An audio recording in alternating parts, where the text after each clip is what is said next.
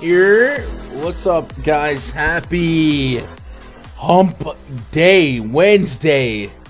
It's 3/16 day. 3/16? What? Man, we've got a lot. 3/16 is also the amount of NBA games tonight that we have to break down. It's a lot of them. It's going to get chaotic. I'm Gun. Twitter.com/Gundacker. Joined by Josh. Josh not debuted, but he ran back the First Look PrizePicks show 2 days in a row. Check that out. Be sure you're on the lookout for it. Probably won't be here tomorrow, but a couple days a week, man, and people are liking it, vibing with it. It's just another piece of quality content on the channel. What up, Josh? How's the mad scientist doing? How are you even awake? I don't understand how you operate, because I'm on like 4.5 hours of sleep, and I don't know. I'm dang near dying.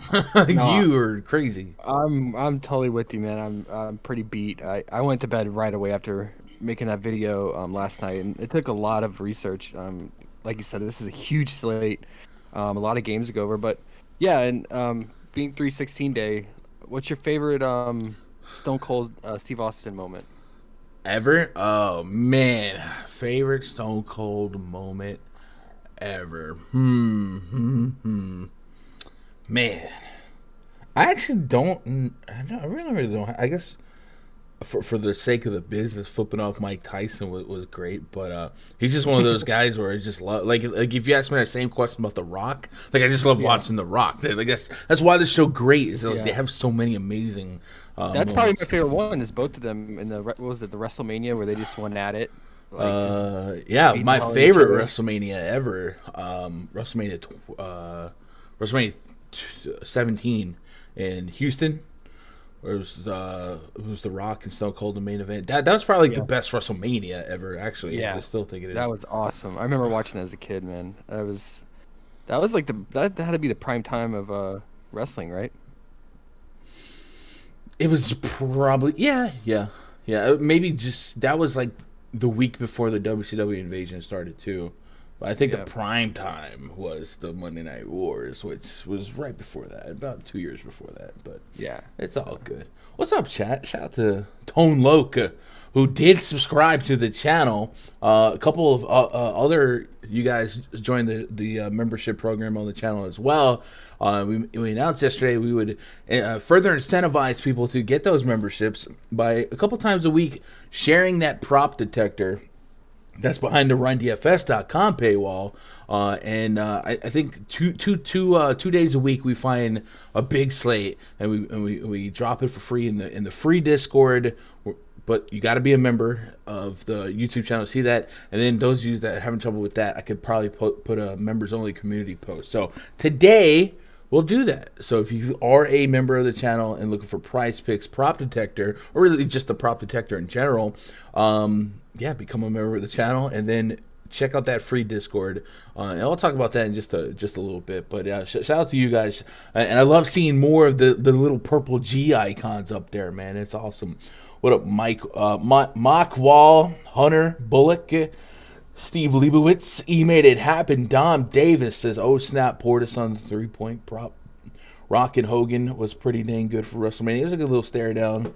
I love the pop from. I just love that whole. I want to watch that WrestleMania today. What up, Fish? Fish in the chat. Quinn says Austin Bret Hart blood. Is that WrestleMania 13 in Chicago? Huh? Was that Ken Shamrock as the rep? Oh, my brain remembers. I remember that. Skimmer in the chat. The beer truck for Quinn. Travis. All right. So last night, man, 4-game slate.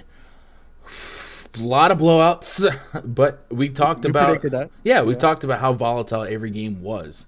And we also joked about the one game that would stay close is Miami and Detroit, and it did. But in the midst of the blowouts, you still had fantasy games that you wanted to get a piece of. Kyrie Irving is the guy you wanted the piece of, all right? 60 real points. That's not the first 60-point game in the last week, man. This is getting ridiculous out here. 2 New Jersey boys, right? And back-to-back nights, 60-point bombs. Cat, and then is Cat from Jersey? I thought Cat was like from the Bahamas or something random. I mean, he tweeted out Jersey something. I guess Okay. yeah. All right. Devin Booker, 50 fantasy points. Tyler Hero, maybe a little bit of run good because of the Jimmy Butler thing. But we had action on his first half of real point prop, and that was pretty fruitful. One of our anchors last night. CJ McCollum dropped 41 fantasy points.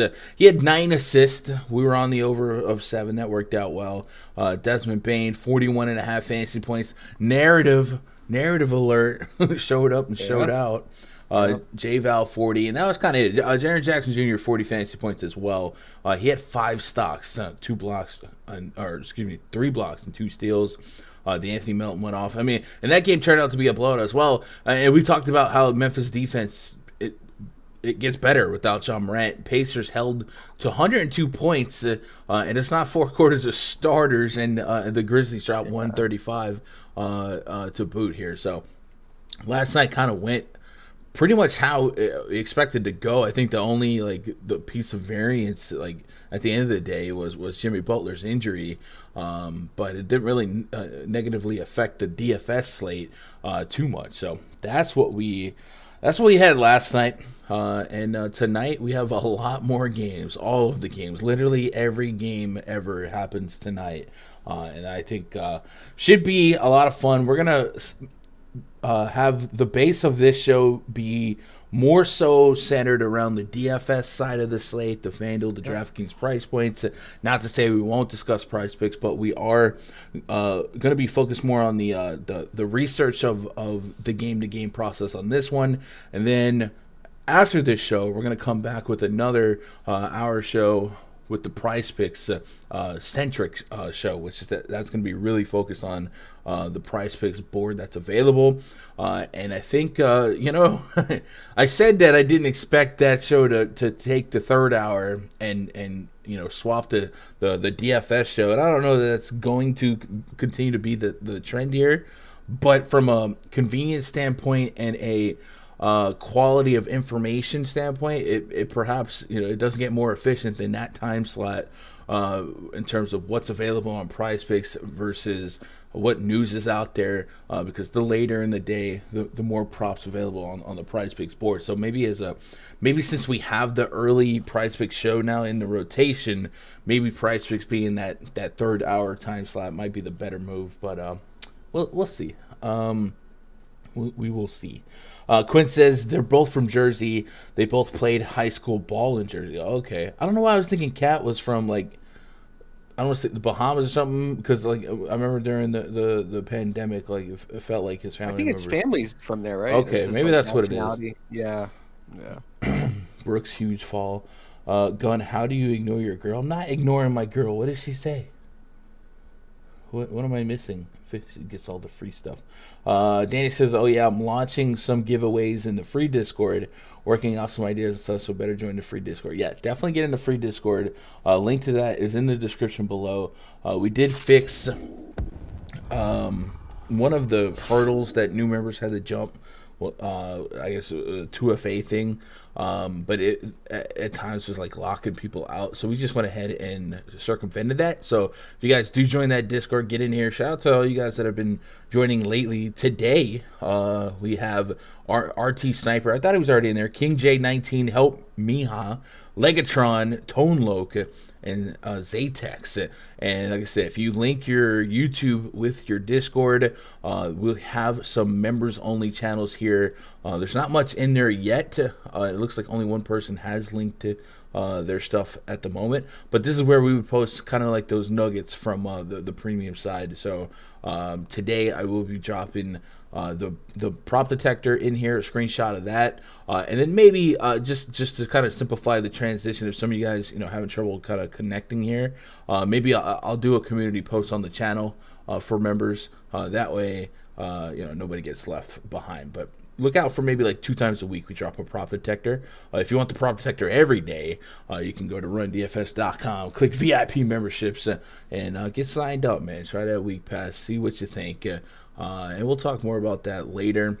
I guess we should go over some news. That's usually the format. We go over news, but usually that's an underdog 3 p.m. tweet to kind of tie a bow on everything. But I guess we'll go through some of the pertinent stuff that dropped, and then we'll keep an eye out on stuff as it develops. If it develops in the next hour or 45 minutes, we'll tackle it. I know that we saw one of our narratives, the birthday boy, Joel Embiid, has become questionable to play tonight, right?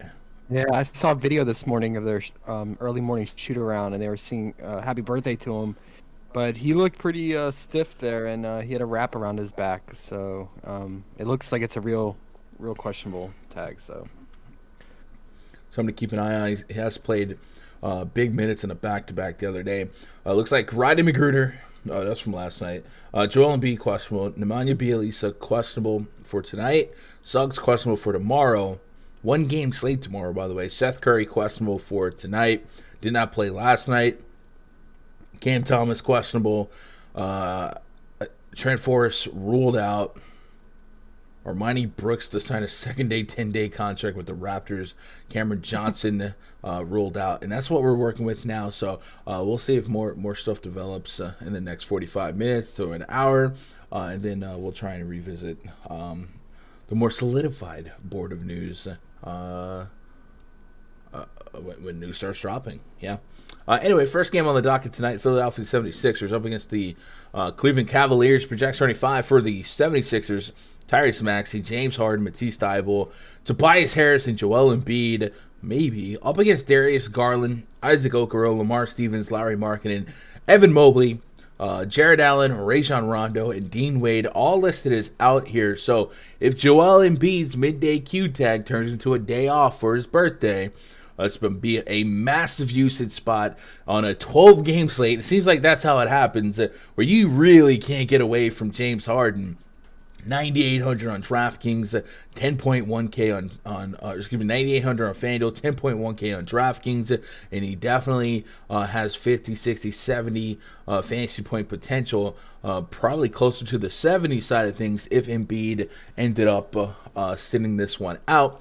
On the Cavs side, with Rondo, Allen, and Dean Wade all listed as out, we can definitely focus on Darius Garland on both FanDuel and DraftKings. FanDuel price point a little bit more fruitful at $8,600. Evan Mobley has thrived in the absence of Jared Allen. We like the version of this lineup that features Evan Mobley over Kevin Love, because Kevin Love has an ability to be a rebound hog, and that kind of stabilizes his floor here. We also like the thought of Evan Mobley against not Joel Embiid, because Joel Embiid has the propensity to draw a lot of fouls. So it would be a boost, all things considered, for Mobley if Embiid ends up sitting this one out. And then, of course, if Embiid sits out, you probably get a DeAndre Jordan or something like that as your 5. So it's one of those speculate who's in, who's out things. Typically, a midday Q, I lean and prepare for those guys to be out. Good for us that this is part of the first games at lock, so we should have this Joel Embiid news to make our DFS lineups and adjustments in time. We don't have to late swap into this. But if James Harden would be the only one of him and Embiid on the court, he's probably going to have a 40+% usage rate, and there probably wouldn't be anything we wouldn't like to get exposure to on him from a prop standpoint, and then also from a DFS standpoint. So brace for that. If Embiid did play, we are hesitant. Or like you said, that clip of him coming out. Did you post that in the PrizePicks channel? Yeah. All right. I did. I'll hit that clip for a second. PrizePicks channel on the RunDFS.com. DFS. All right. We'll check out the clip of Embiid. Hopefully I don't get copyrighted. So I mean, they're just singing happy birthday, right? You can't. Oh yeah. What are you saying? He was just like wrapped up? Yeah, he's got like one of those ace bandages around his back and stomach. Oh, okay. Yeah. Yeah, I mean, I'm sure that's part of his uniform at this point in the morning. Right. Yeah, but hey, happy birthday, Embiid. If he did play, Embiid, of course, has been on a monster tear, and he has been getting nutty free throw attempts and drawing so many fouls. So From a game breakdown standpoint, Darius Garland, Mobley, two guys that stick out for me, and then Harden and Embiid, but especially Harden if Embiid didn't play. It seems like a primitive, elementary read of this one, but I don't really see how you can get that much different than those guys. What do you do if Embiid does get ruled out at like an hour before lock? Is James Harden just the easiest play of all time at a price point where we were paying 12, 13K on in some incarnations of squads where he was all by himself in terms of usage? I'm running an on-off court tool, and I got Harden. There's not much sample size, but yeah. That's true. I think every Harden game has been with Embiid, essentially, right? 85 minutes of sample size of Harden, no Embiid, 37% usage rate, 1.5 fantasy point per minute production, which, for some people unsustainable. For James Harden, that seems pretty realistic because we've seen him do this in Brooklyn, Houston, so on and so forth. What are your thoughts on this game? Any Nugget soft spot matchups that I'm sleeping on? I mean, it's so the implied total went down, as you imagine. Actually, it went up, and the spread went down. So it opened at -4 for the 76ers. Now it's down to -2.5. So, Vegas seems to be leaning towards Embiid being out. But the total went up to almost 220 now, from 217. I mean, yeah. I mean, if we get that news early on, he's out. I mean, it would make sense to target Harden, maybe and run it back with Garland. I know today is just full of top studs, so you're gonna have to really make a stand in which ones you want to go with. And I assume the ownership is gonna be pretty spread out between a lot of them, because there are some in prime spots and some in potential blowout spots, like Booker and DeJounte. So I mean, Garland's sitting right around that soft spot where you're gonna have to make a decision between him and guys like Booker, like I said, and Donovan Mitchell, and even Terry Rozier is a little less than him. I mean, don't you like Garland more in a more competitive game where he could push 40 minutes, especially with Rondo out? Yes, especially with I like it. If I'm going to pick on the 76ers, it's going to be the guard, right? A spot where might get the least resistance versus Embiid or whatnot. So the thing with Garland is I'm getting a medium projection on DK at 46. So at a 9K price point, I'm like lukewarm. But the $8,600 price point, I'm digging quite a bit. The caveat there is he's a big turnover guy, right? So we start getting taxed at that -1. But I do like Garland quite a bit. I mean, he just dropped 63 on them, right? But I mean, that was kind of an outlier game. He had 19 assists in that game against the 76ers. So, I mean, and he had his usual 5 turnovers, like you said.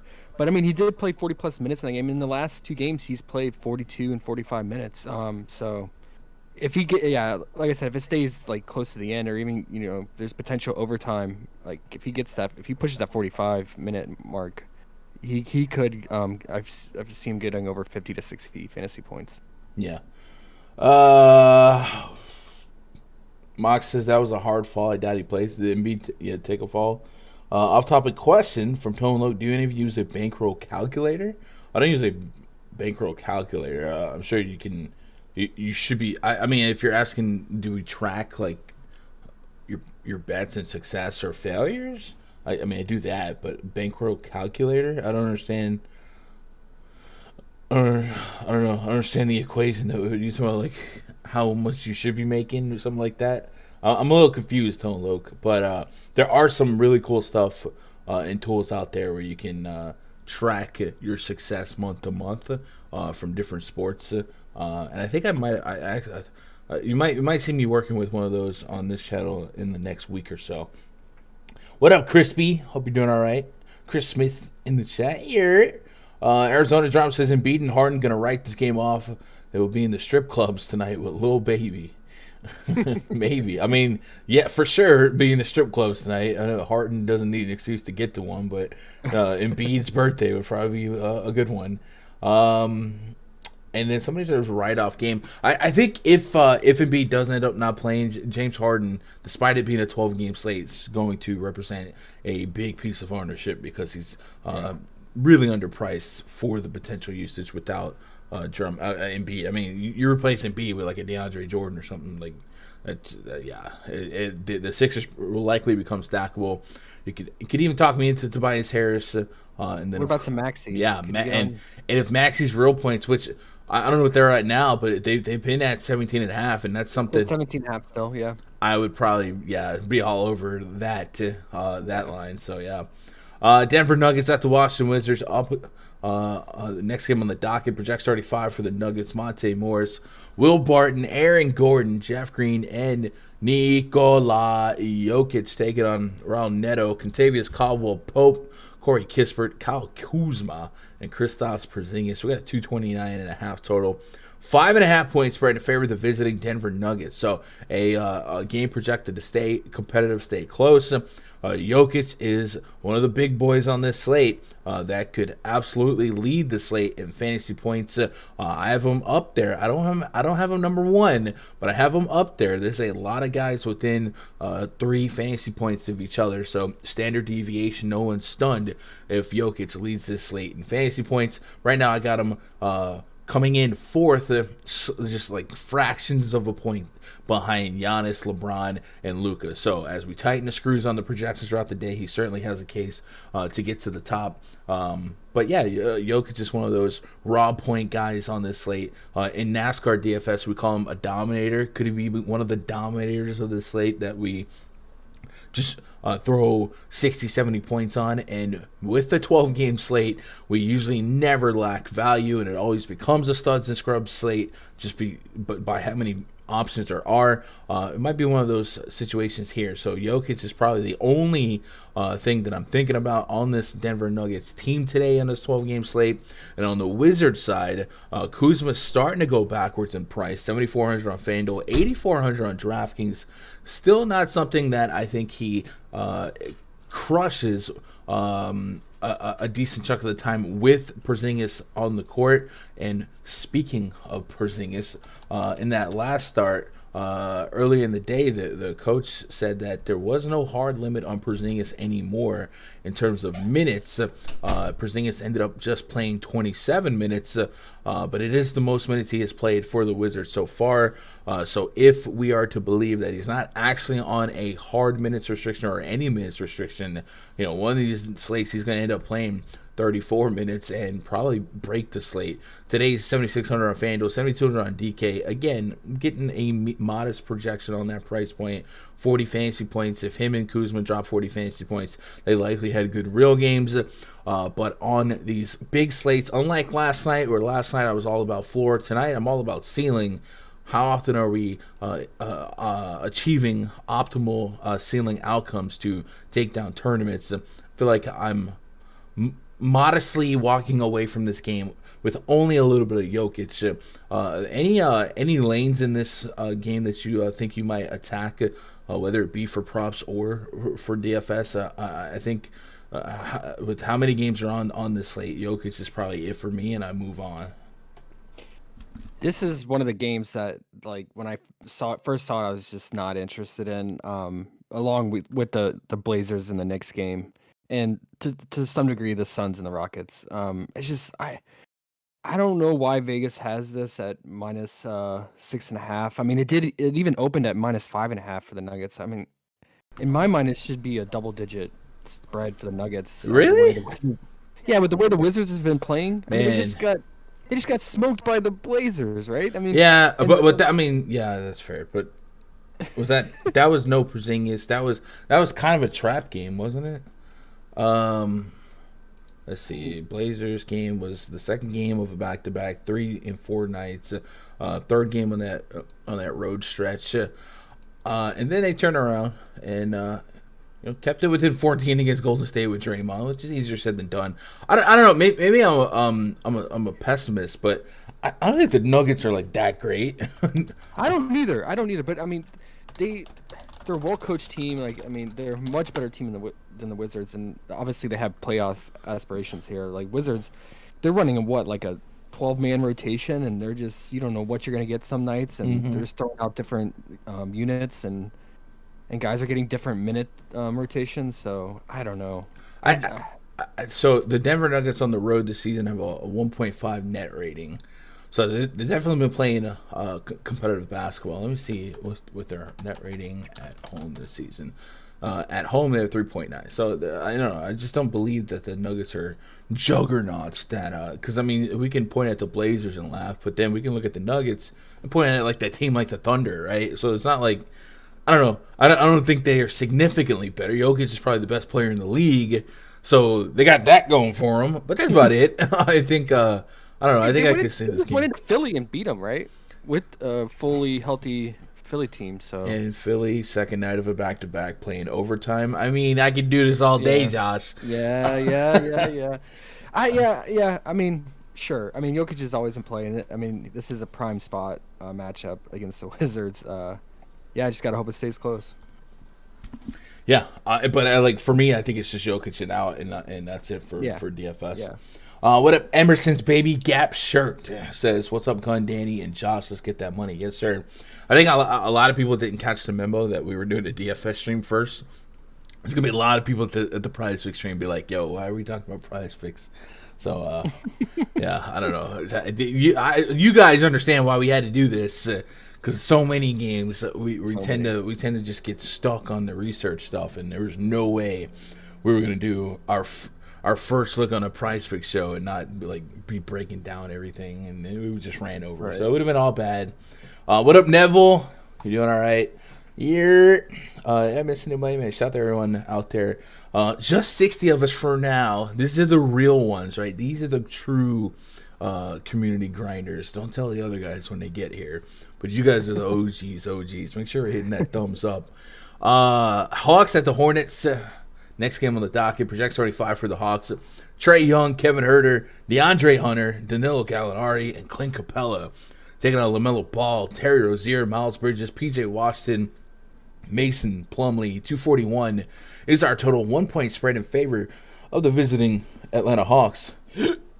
Every time I drink these smoothies, I get like hiccups. I don't know. So we do get Gallinari potentially back into this mix here. We're still without John Collins. I don't know if you saw that picture of Collins' finger. It didn't look great. Great. But without John Collins, we still have a chip in a chair for Clint Capella viability, with him and Okongwu likely splitting the bulk of the center minutes. And there are some rotations that could show Gallo being stretch 5. Let me double check the injury news here on Gallo. So he's probable. All right, so it's just John Collins. So this is a 241 total, Josh. These are two teams that we've been picking on all year. If we go use that RunDFS.com NBA VIP spreadsheet and sort it from worst defensive efficiency to best, you'll find that the Atlanta Hawks are fifth worst in defensive efficiency on the season, 114.4 points per 100 possessions. And Charlotte, they've gotten better, but they're still bad, 112.7 points per 100 possessions allowed. So there's a lot of defensive inequities versus the league average versus the rest of the fielders. So we should, and right now both teams implied for 120 points. So when the Atlanta Hawks score 120 points, you feel like Trae Young has his hand in that, whether it be 30 real points, 10 assists, or what, and go from there. And then on the Hornets side, they become way more volatile to predict game to game. We just saw Mason Plumlee spike, right? We know Bridges could pop. We know Rozier, LaMelo, all these guys could pop. I think in an uncomfortable statement, Terry Rozier feels like the safest option of the Hornets game to game right now. But what stands out to you in this one? This definitely seems like a pie that we want a couple pieces of. For me, if I had to pluck some names from the top, I'm thinking Trae Young, Terry Rozier. If I go down a level, I think Clint Capella at 6K is something I'm intrigued with. I still expect high 20 minutes without John Collins, and then the Hornets have been a pretty fruitful matchup in that regard. And then maybe you could sell me out a $4,500 Gallinari, and maybe Bogdanovich has a shot at 30 fantasy points. I'm less than excited for those guys because of how big the slate is, and I need ceiling outcomes. And at their price point, like if Bogdanovich gets 30, it's cool. Is it optimal? I don't know. Maybe it doesn't hurt you. But Trae Young, if we're really trying to identify guys that could pop off and go, 7, 8x their price point or give you 50, 60 raw points, Trae Young, Capella, and Rozier are the names I'm most intrigued with. Do you agree with that? And do you like anyone else in this spot for Hornets and Hawks? Yeah, I know. I'm totally with you. Rozier is definitely the most consistent Hornets player lately, and I think a lot of it's just due to LaMelo being capped at this like 30-minute mark, where he's just like playing 30 or 29 minutes a game. I don't know what's going on with that. Maybe it's due to how well Rozier is playing without him. I mean, Rozier is getting a lot of minutes on the court with LaMelo off the court, and that's really benefited Rozier, right? So his assist percentage has gone up. His 3-point percentage has gone up. He's just scoring at a higher rate, and this is a prime spot for him. We've attacked this Hawks backcourt defense all season long, and I don't see why he doesn't have another good game here unless he just goes completely cold from 3-point line. He has been shooting really well from three, so you never know. Regression's always there. But yeah, he's been very active on defense too. He's been racking up a lot of stocks over the last 5 to 10 games. So it's a good spot here. Trae turns the ball over a lot. Yeah, so Rozier is probably my favorite. I mean, Miles Bridges always has those ceiling games, and this is a very friendly environment for him too, with reboundings and blocks. So you could always throw him in as a ceiling play.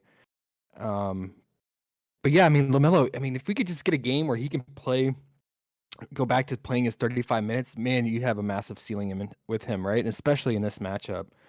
I mean, he's putting up, 40 fantasy points in just 29 minutes. I mean, if he could get back to that 35 minutes, yeah, you're pushing 50 to 60 in this type of matchup. But we just don't know. I don't know what's going on. I don't know. Do you have a read on why his minutes have been capped? And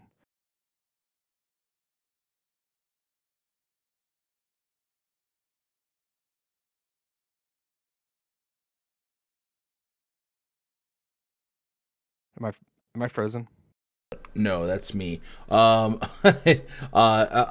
agree with what you're saying about LaMelo. I don't have a strong read of why why he's been subjected to 30 minutes a game. I think we can look at blowouts, we can look at foul trouble, we can try to justify the pain a little bit. You look at that last game against OKC, they lost a minute or so at the end there, but still just 29 minutes. So nothing definitive on why he isn't getting 34, 35 minutes. You would have thought, once they moved on from some of their backup guards. I guess Isaiah Thomas came in and played really well that last game. Yeah, he did. Yeah. So maybe that's one of the reasons, 16 minutes out of Isaiah Thomas. But for the most part, we can typically link LaMelo Ball's lack of minutes to I would say rookie mistakes, but mistakes in the coach will bench him or foul trouble or something like that. The Hart wants what the Hart wants. His price is so low. I want to keep playing him, and I keep playing him. I keep getting a really strong projection at this price point. If he gets to 40 fantasy points, it gives me a floor that doesn't kill me, and then I'm just paying for another day of trying to chase this big game out of LaMelo. 120 implied points. LaMelo Ball is going to project pretty well as a guy that does a little bit of everything against a bottom 5 defense. So I'm going to be playing LaMelo Ball for sure. And there's even been scenarios lately where LaMelo Ball has coexisted with Terry Rozier or vice versa from a fantasy standpoint. So I might even allow those guys to overlap. And then Miles Bridges is kind of that other guy that has shown big minute potential. He's the guy that I definitely play with a rule. Like if I want to play Bridges, I probably don't want LaMelo and Rozier in that lineup. I probably put all three of those guys in a player group and say at most 2 of these people, and then maybe on this slate I'll go at most 1. But probably since it's a 240 total, I think I can go 2 and live with that. And then yeah, it's kind of hard to read. We haven't had one of those Kelly Oubre breaks the world games yet lately. Yeah, yeah. But I mean, on the Hawks side, real quick, Capella. I mean, I really like him in this matchup. I mean, this is a great matchup for him. But is there concern that Gallo could play some minutes at the 5? So you have like pretty much a 3-man rotation at the center position, splitting up between Okongwu, Capella and Gallo, and that would reduce maybe Capella down from potentially 28 minutes down to 26, 25 minutes. There's definitely concern if that's how the Hornets close out. We have seen, first of all, we know that if it's a competitive game, the Hawks have shown a propensity or I would say a preference of not having Capella on the court in the fourth quarter because he's such a bad free throw shooter that, you know, when it comes to hack-a-shack strategy, like he's a liability. So if you expect this game to be competitive down the stretch, maybe we for sure expect him to not be out there. And they could go a Kongwu. But I agree. I think Gallinari does have a case to kind of close out a small ball lineup for him. So I do have concern with that. Even with Collins listed as out, I'm a little bit more likely to believe that I can get closer to 30 minutes than 20 in this spot just because John Collins is out. But yes, there is concern for that. Maybe that's something we keep an eye on later in the PrizePicks show for the first half Capella prop. Yeah, definitely. I mean, it's a minus one spread, right? It's a really close spread, but the total just keeps going up. It's up to 240 now, so it's definitely a game we want to attack. For sure. Yeah, my bad, Chad. I know you heard that I wasn't talking, but I was probably like 2 sentences in. I was so confused. I thought the stream went down. I'm drinking a smoothie, and you know I'm a slurper, man. And I don't think you want to hear DFS ASMR slurping up in your ear. And then I forgot to unmute. What up, OMG, LOL, LOL, oh my God, lols. Hope you're doing all right. You're on spring break. Hopefully that was from college, and we're not tainting your youth. What up, Kickstart? What up, EB?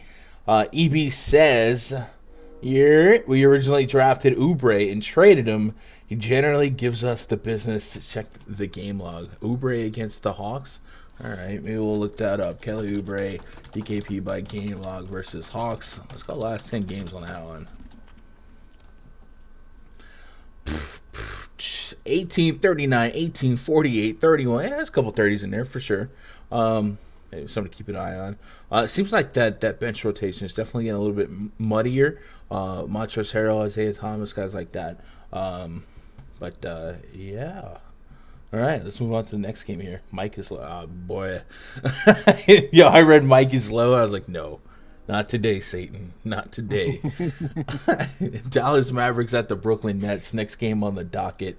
Project 35 for the Mavs. Luka Doncic, Jalen Brunson, Spencer Dinwiddie, maybe? Dorian Finney-Smith, Dwight Powell. Taking on Goran Dragic, Seth Curry, Bruce Brown, Kevin Durant, and Andre the Giant Drummond. Nets. Night 2 of a back-to-back. And because rules are rules, no Kyrie in Brooklyn. Did you see this stuff about the you guys know, not to get on a tangent here, but New York has these weird rules where there's like loopholes and exceptions that make no sense. So like, you know, we saw Kyrie sit in the crowd of the game against the Knicks, right?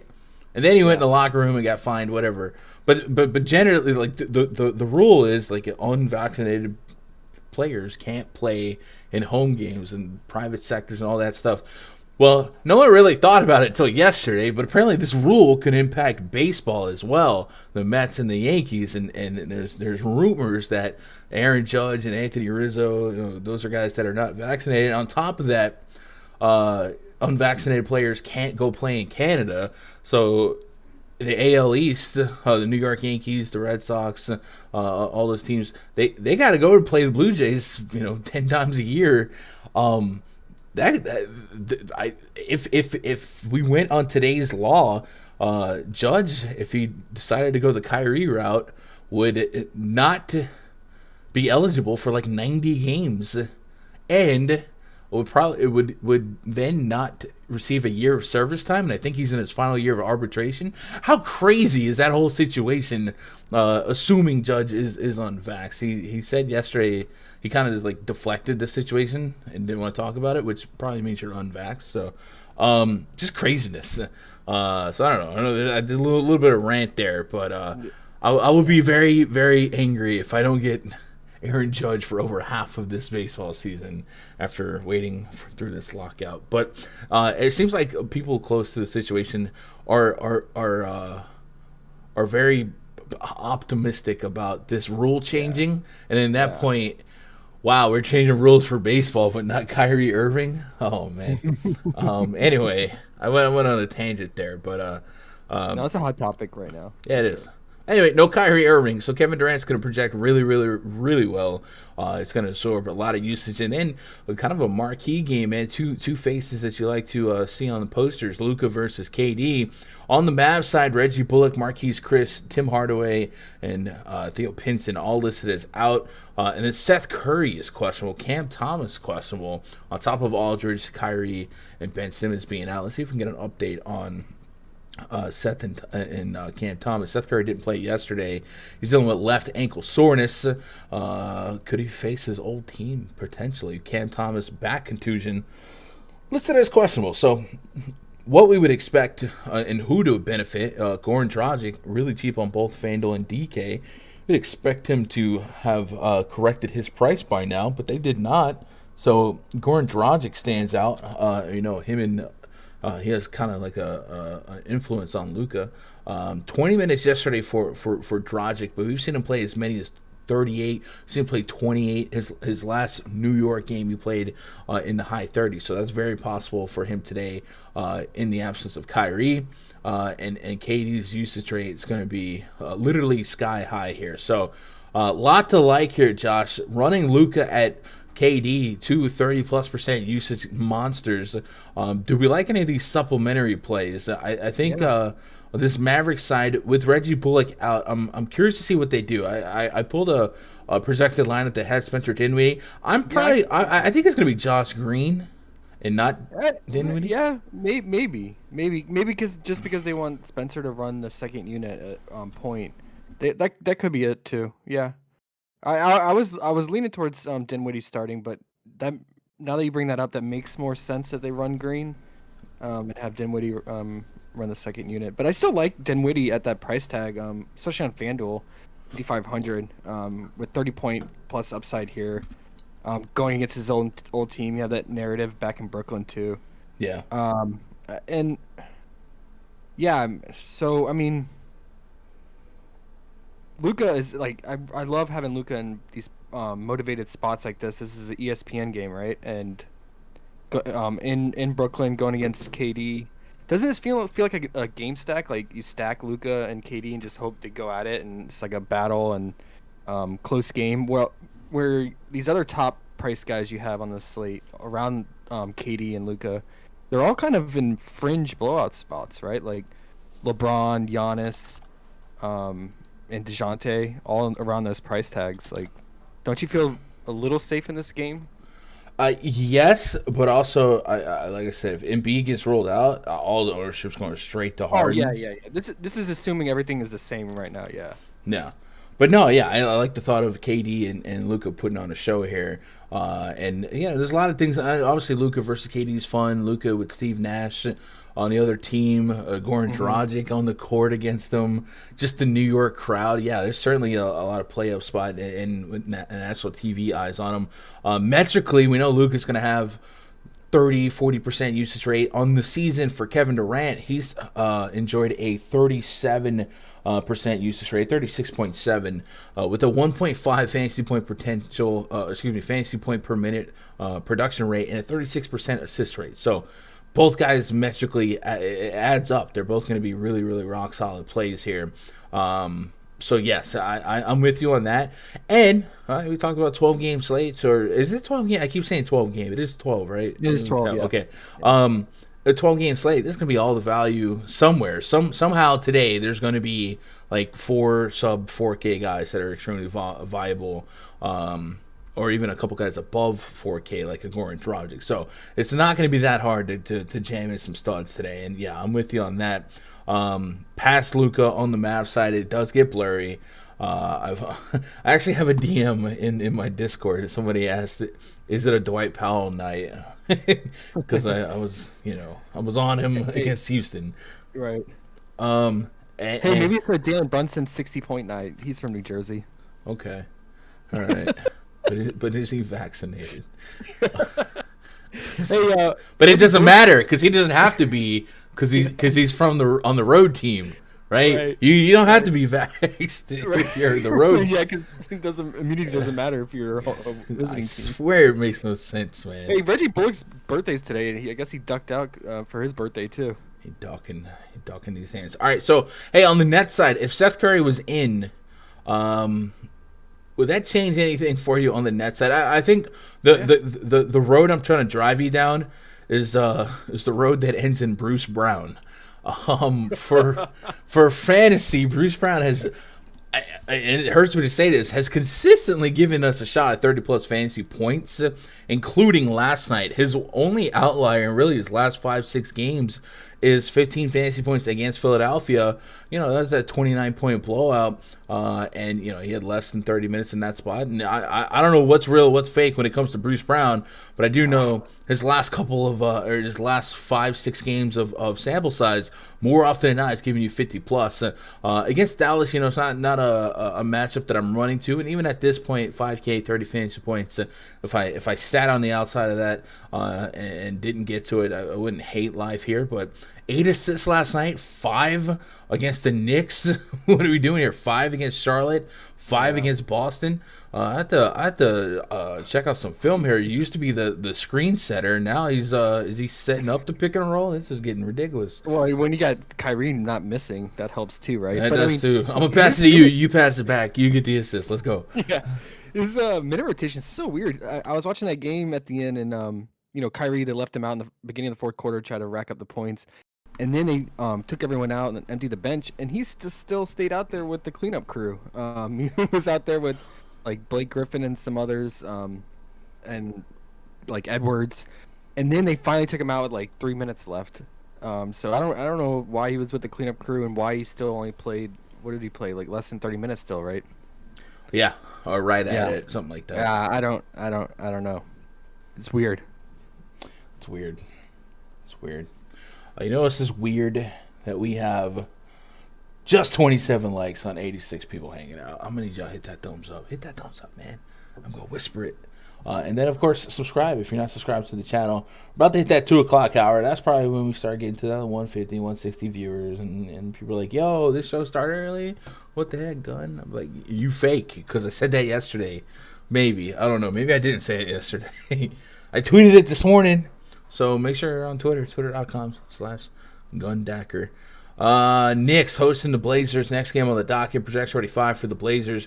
Brandon Williams, CJ Ellaby, Josh Hart, Trendon Watford, and Drew Eubanks taking on Alec Burks, Evan Fournier, RJ Barrett, Julius Randle, and Mitchell Robinson. 2-2-2 and another one 2. There's our total 12.5-point spread. Favor the home team, New York Knicks. Knicks run amongst the slowest paces in all of basketball. They're in a double-digit point spread. Kind of hard to like this game from a pre-flop standpoint. Josh Hart's been one of the more redeeming qualities of the Blazers team in the last couple of games, giving us even a spike game where he had like 40 real points. But it does look like sites have corrected his price point. So if he does offer this 47 fantasy point game like he did against Atlanta, a bottom 5 defense in this 72 fantasy point game, we definitely take the game that he dropped on the Washington Wizards. Maybe you remember earlier this season when Bradley Beal was out and people just continued to refuse to play Kyle Kuzma because our last 2 years of Kyle Kuzma thoughts or just like he doesn't do anything, blah blah blah. And then after like a week of him killing it, he gained our respect and adoration, and we started playing him, and even paid $9K for him on some slates. Are we in like reliving that in like an alternate timeline right now with Josh Hart? Is this something that we might have to think about as 20 shot attempt Josh Hart is a reality? It is. But we have also seen his floor with this unit, right? He started off really cold shooting, and as a result, the team was getting stomped. So if he's not making his shots, it's going to go downhill real fast, and then he's going to play less minutes as a result. That's like the first, 3 or 4 games that he's had with this unit. That's what happened. So there's always that range of outcomes. I do think today I'm not going to do it because it is a 12-point spread. It's a I don't blame you. Yeah, massive road game. Like early on, I don't have any aspirations to really get to this game. Maybe $8,600 Julius Randle on Fanduel is a little too cheap, and RJ Barrett's been justifiable on this side of the All-Star break. Under 8K, I'm looking for 40, 50 fantasy points. So maybe those guys do kind of look all right. And it does take a bit for the Thibodeau to bench these guys, even in 15, 18-point games. So maybe I do think about playing these guys on FanDuel. Maybe if I had 150 lineups, I'd throw a smidge of a Josh Hart. Trendon Watford's getting close to 7K. I feel like he's priced at his probable ceiling here, but you could say he's just generally overpriced here. And they added Chris Dunn into the mix, eating up some of those guard minutes here. So I think for me, on a 12-game slate, the likeliest outcome for me is I could full fade this game, could project the blowout, probably project the blowout. But if it didn't blow out, I'd want just a smidge, just a dollop of Josh Hart. And a little bit of FanDuel exposure to Julius Randle. And maybe DK Mitchell Robinson is justifiable. We still got Nerlens Noel listed as out. And we've seen Mitchell Robinson certainly give us 50 fantasy point potential. High stocks guy, high blocks guy. But nothing tier 1, nothing tier 2. All this is tertiary. If it falls, it falls. Set really low ceilings on our exposure levels for me. Would you approach this game any differently? No. I mean, we never liked the Knicks game, and I especially don't like it when it's the Blazers playing them. But I mean, yeah, Watford has been a guy I've been watching out for lately, but his price has really caught up to him because he's been really productive. So yeah, I mean, I feel like that 6,700 on FanDuel is just too much, and it's only $100 more on DK. So. Yeah, I would probably stay away from this game. I also noticed that Mitch Robinson did not close the fourth quarter last game in a close game against the Nets, and he wasn't in foul trouble. I don't know what's going on with that. Sims played the entire fourth quarter, so kind of makes me nervous about Mitch's rotation now. But yeah, who knows with Tibbs? It looks like he's getting re-signed and coming back to next season, so we get another 40-minute run of every player next season. Did they go the T-Wolves route and just let him be president of everything and do whatever you want and break? I didn't read the details on it. Maybe that was part of the contract, but I did see that he was coming back. Yeah. What up? Everyone hates Chris. What up, Logan? Yeah. Jermaine Sharp in the chat. Shout out to Australia. Chronic is probably still asleep. Jermaine's an early riser, I guess, right? What's the Australian? What time is it in Australia? I guess I would assume you guys have a couple time zones. 5:57 a.m. in Central. Could be 6:50. How the heck is it 5:27? That doesn't even make sense. What? There's a 10.5 hour gap in whatever time zone this is. I don't even what? Good morning, Jermaine. Say all that to say that. Good morning. Good morning. Good morning. Did you see we're getting rid of daylight savings time, Josh? Yeah. So when is that? So starting next year? I think it's 2 years. I think it was 20. Well, maybe it is next year. I don't know, but that's awesome. I like having the sun out after lock. Yeah. And enjoying the sun. 5:58. All right, Jeremy. Appreciate that. Look at Mia Moore giving me another refill on the smoothie. Thank you. You want to say hi? I'll take one too. Yeah, take one. Another smoothie. That's it. Look how pretty she is. Oh yeah. And perfectly old age. Oh my god! Why would you even bring that back up? Yeah. Appreciate it. I love you. Look. All right, you finna leave? At 2:30. Check your DMs, please. All right, gotcha. Houston Rockets hosting the Phoenix Suns. Projects 35 for the Suns. Cameron Payne, Devin Booker, Mikal Bridges, Jay Crowder, DeAndre Ayton taking on Kevin Porter Jr., Jalen Green, Eric Gordon, Jayshawn Tate, and Christian Wood. We got 235.5 total, 11-point spread in favor of the visiting Phoenix Suns. Suns night 2 of a back-to-back. No Cameron Johnson. Kaminsky still down. Chris Paul still down. Rockets are very consistently inconsistent when it comes to keeping games close. They'll punch the Grizzlies in the mouth and then they get smoked.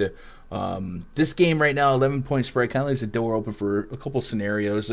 You might give the Suns the back-to-back road fatigue, play down to your opponent downgrade here, I guess. What's your initial read on this one? I think Devin Booker is somebody that could drop. We got all these 50, 60 real point games. This is definitely a spot where Devin Booker could drop 30, 40 real points and go from there against a matchup against the Rockets. I currently have Booker as one of the slates in terms of raw points, top 5 fantasy scorers.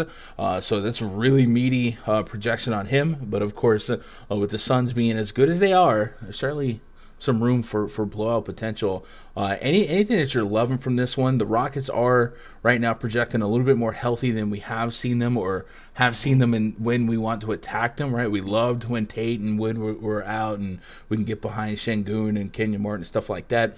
But lately, I think Jalen Green giving you a shot at 20 real points and going from there has been a sight for sore eyes, and watching him evolve and emerge as a great player. It's been fun to watch. South of 7K Kevin Porter is still kind of interesting, but don't get those warm and fuzzies on anyone just because as it stands right now, we could have just John Wall out, and this becomes one of those Silas rotations where everyone gets to play, and then we kind of just lean on what the Suns are offering us. You have any strong favorite leans in this one? Yeah, I mean, so I assume most people are going to predict a blowout here for good reason. I mean, the Suns, they're they're too good right now. They're just blowing teams out, and they're just closing how a team should close. Coaches always say like a good team beats a team, but a great team knows how to finish a team, right? And I'm focusing on this because the Warriors just don't know how to finish teams. They'll let them come back and being up 20 points, but the Suns, now they put the clamp down. They don't let you come back, right? So they're a great team. I would say 80-90% chance this game doesn't stay close.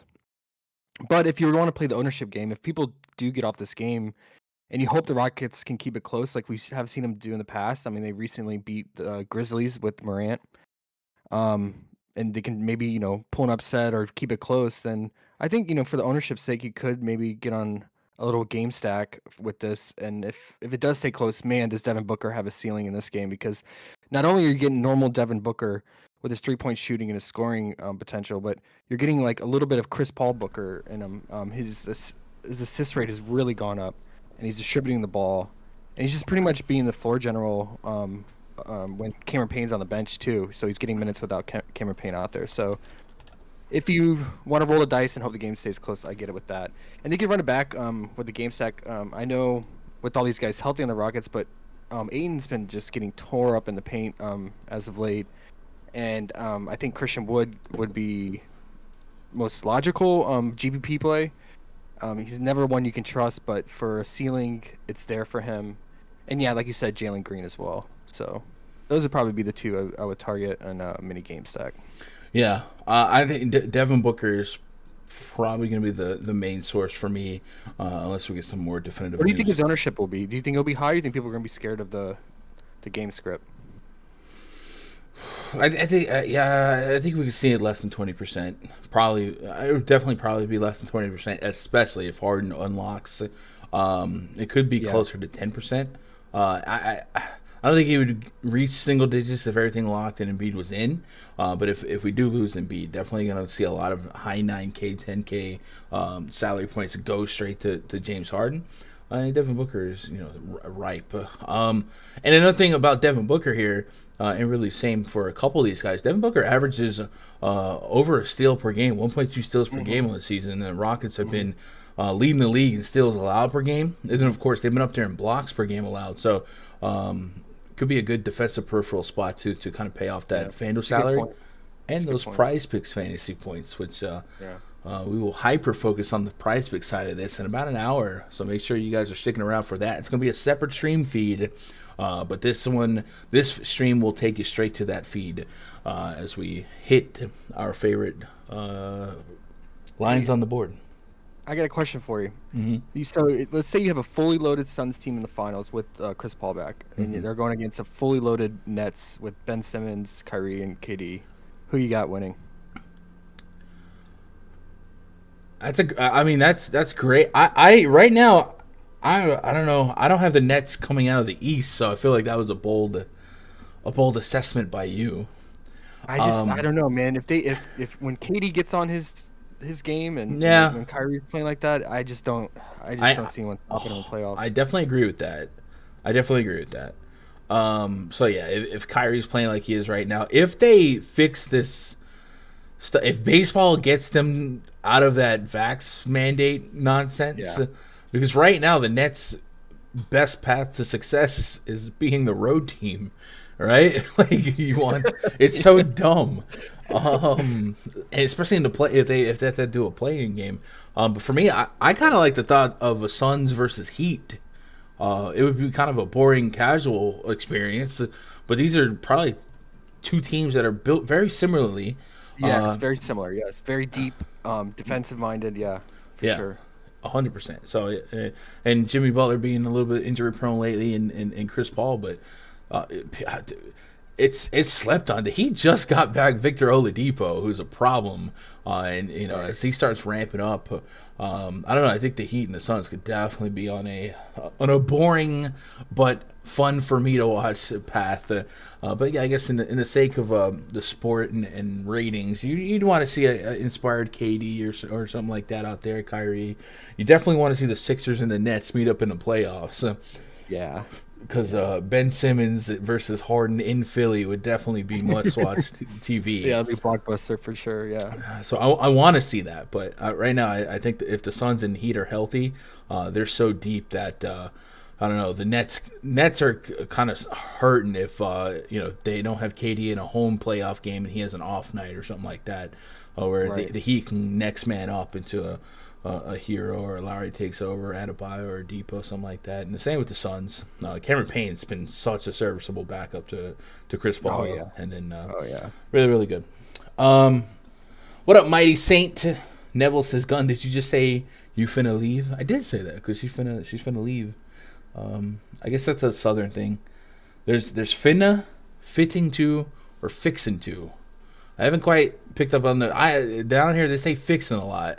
I don't know if they say it out there in Cali, Josh. But like, I'm fixing to eat me some breakfast. You know what I mean? It's like that doesn't even make you're fixing to.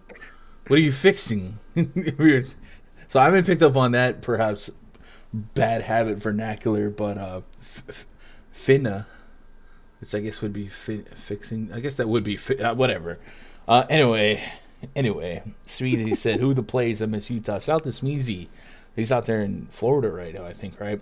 Logan says, y'all sleeping on my Bucks? Yeah.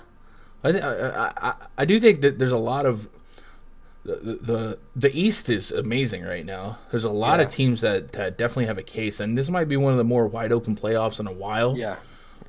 I think whoever wins this year is a well-deserving team because of how competitive the league is right now. If everyone can stay healthy, because we've had seasons with guys go down or the bubble season. Like, this is the first time in a long time where we had a true deserving. I feel like someone to come out from this. So yeah, and Golden State getting back Draymond, right? The first quarter of the season, everyone had and they were dominating with just Draymond without Clay. If they get fully healthy, it's gonna be a really fun playoffs, man. It should be.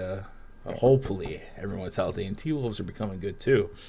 Speaking of the T-Wolves, the Timberwolves tonight host the Los Angeles Lakers, a team many people thought would be a surefire shoo-in for the finals, perhaps in August, right?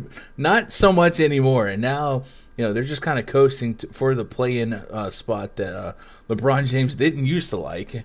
242 is our total here. Lakers project starting 5 tonight. Russell Westbrook, Malik Monk, Austin Reeves, Stanley Johnson, And LeBron James taking on Patrick Beverley, maybe D'Angelo Russell, Anthony Edwards, Jared Vanderbilt, and Karl Anthony Towns, the big cat. Ernie Ladd, 242 is our total from the Department of Redundancy Department, and a 9-point spread in favor of the T-Wolves. T-Wolves have been playing really good offensive basketball. They're okay to plus defensively if they can stay a little bit on the healthy side. We've seen some games lately where they play without Patrick Beverley, without Jared Vanderbilt. So certainly worth being cognitive of their injury status throughout the day, not just from a do I want to play Beverley or Vanderbilt standpoint, but what it does to not only that defense, but also kind of upticks the point per minute production for Karl Anthony Towns. Vanderbilt does represent a lot of rebounds, a lot of peripherals, and Patrick Beverley also represents a big assist bump from him to D'Angelo Russell that Beverley can't go. Official stuff from the injury news and notes from NBC Sports Edge. Jordan McLaughlin questionable. He's got a right groin. Patrick Beverley questionable with an ear. Anthony Edwards is probable. Jared Vanderbilt, he has missed, I believe, 2 games right now. He's got a left quad contusion. And then Naz Reid, he missed that last game. He has got back spasms, back scratchers. Back scratcher. That's Family Guy anyway. So yeah, there's a lot of moving pieces of information to kind of land us here with confidence or not. Any which way you slice it, the T-Wolves might. I mean, think about what we're about to say here. The T-Wolves should probably blow out the Lakers, right? This is crazy times that we're living in. They've just been playing really, really good basketball, fast pace, incredible offensive efficiency, and they're kind of giving up a prioritization on defense because they're playing that, hey, can you score more than us basketball. But the Beverley to D. Russ is something I do want to make a note of. It's just an ear injury, and it is Russell Westbrook, and Russell Westbrook be making y'all think that Patrick Beverley be out there not playing defense or something, is a quote from the other day from Beverley. We pull up the Minnesota T-Wolves. I want to do 2 queries for you guys to take with you when you leave here. First of all is the D'Angelo Russell assist rate without Patrick Beverley. So I'm going to put everyone on the court so that there's no curveballs when this is done. So we're going to put D-Russ on the court, Cat on the court, Edwards on the court, and then let's start with Beverley off of the court. I guess it would have been better to do it backwards, but whatever. Abel says, Big Gunny Money won my first ever power play for a C-note last night. Filled up my tank. It was nice. Filled up my tank, baby. I won a GPP. We're getting gas. Let's go. D'Angelo Russell with D-Russ and Edwards on the court. And with D-Russ and Anthony. Okay, that's stupid. With D-Russ, Cat, and Edwards on the court and Beverley off the court. D'Angelo Russell has a 29% assist rate on the season. So almost 30%, and Cat has a 1.35 fantasy point per minute production. So keep that 29% assist rate in mind for D-Russ, and that's since the beginning of the season. We've seen that really spike on this side of the new year. When we put Beverley on the court with this big four, he definitely takes over a few more ball handling responsibilities, and D'Angelo Russell's season-long assist rate of 29% without Beverley goes down to 22%. So we're losing dang near 7 points on that split there. And I think if we move that to like January 1, D-Russ without Beverley goes even higher. So if Patrick Beverley for some reason ends up not playing today with that ear designation, D-Russ has had an assist line throughout the industry at like 7.5, and I would definitely like that over. And a little bit of a revenge narrative game if you like. You like that. Even if you don't like revenge narratives, we do know that people just like to play up against LeBron James. So something to keep in mind. Josh, what do you like from this game, if anything? I think the Westbrook LeBron, do the Lakers keep this game close is such a mind-blowing thought process that if we remove the names from the equation here, the Lakers should get smoked, right? Yeah, I mean, time and time again this season, like we never learn our lesson. We just keep, hoping the Lakers keep it close and keep betting on them, whether it's DFS or props, and they just keep letting us down, right? I mean, they just keep getting blown out, and this game, it looks like it has that same narrative and game script for that. I mean, the T-Wolves, I could see him easily putting up 140 points plus on them. And if the Lakers are going to keep it close, it's going to be LeBron, right? I mean, I saw a crazy stat. Like, since the All-Star break, they have lost every single game except when LeBron scores 50 or more points, and that was against the Warriors, if I'm correct on that. So, Yeah. but if there ever is like a prime spot for LeBron, I mean, this is it. I mean, this game environment, this fast pace matchup, you're going against the fastest team. They got key defenders out, and they might even have Vanderbilt that's might be out. He's questionable, and especially if Naz Reid is out, he's a crucial defensive bench piece. Yeah, and if those guys are out, I mean, Cat is going to play extended run again. We saw with Naz Reid out, he played a lot of minutes in the first half, especially. We'll get to that at the PrizePicks show, though. I just noticed that. Yeah, I would really want to stack this, right? I would really want to throw Cat at LeBron, but I'm very hesitant, very scared of the game script. So taking out the our skittishness on this game staying close, I do have LeBron right now second in projected fantasy points, and on top of the blowout, we also have to worry about LeBron James just playing. He's been playing through a Q tag for pretty much every time he's played this season. But I guess there would be a loose chance that he did not play. But right now, I'm fully expecting him to play. I'm with you. If this game stays close, LeBron James should have a monster performance, and hopefully get it at a decent enough ownership to where 60 to 70 fantasy points from him means something. But because of so many studs on this slate, I don't expect aggressive ownership for any of these 10, 11, 12K guys unless we got Embiid out. Then I think Harden just gets to like 40%, something ridiculous. But yeah, it is an uncomfortable spot to try and find comfort. But LeBron's pretty much the only piece I really, really, really want to get to.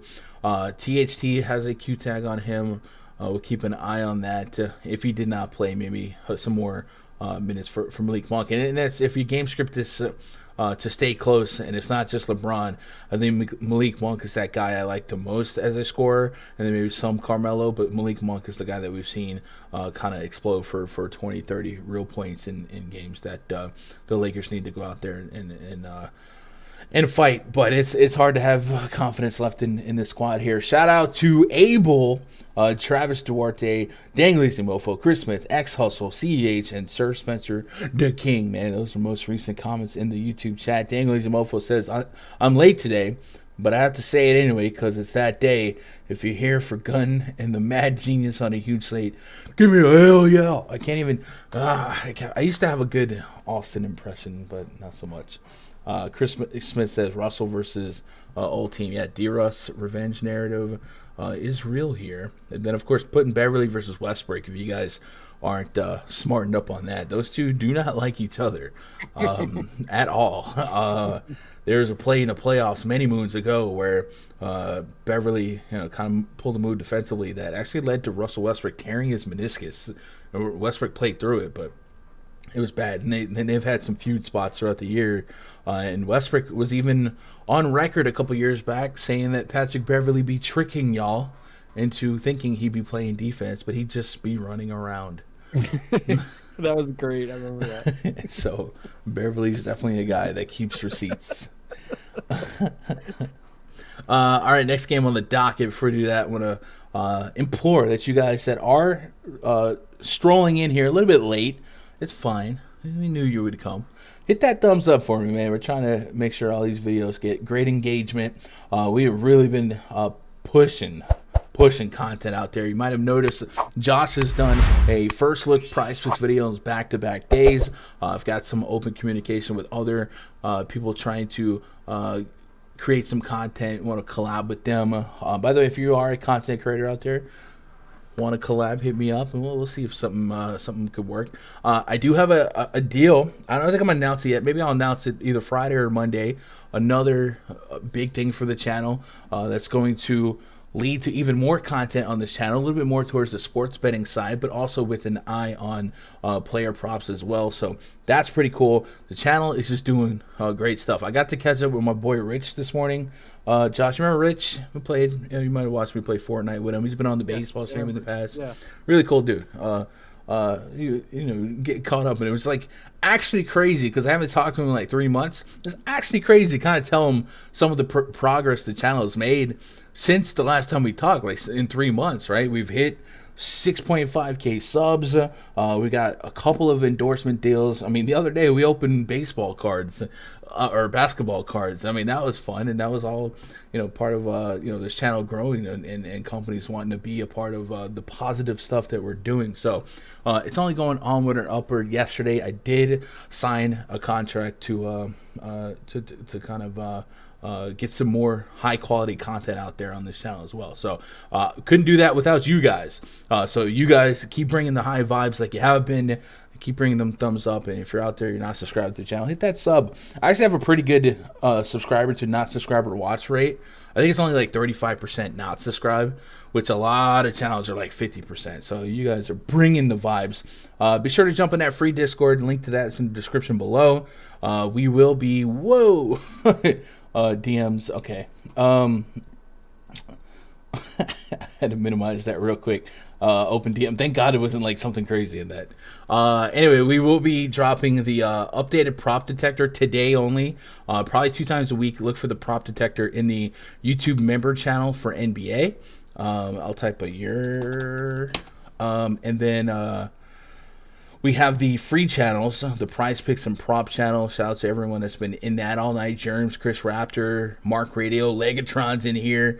Zatex is in there. The screenshots channel has been popping. And this is more of like, I said it yesterday, but like people posting screenshots and then they start discussing stuff, and I'm like, I'm not gonna tell them not to, but like the spirit of the channel was just to celebrate dubs.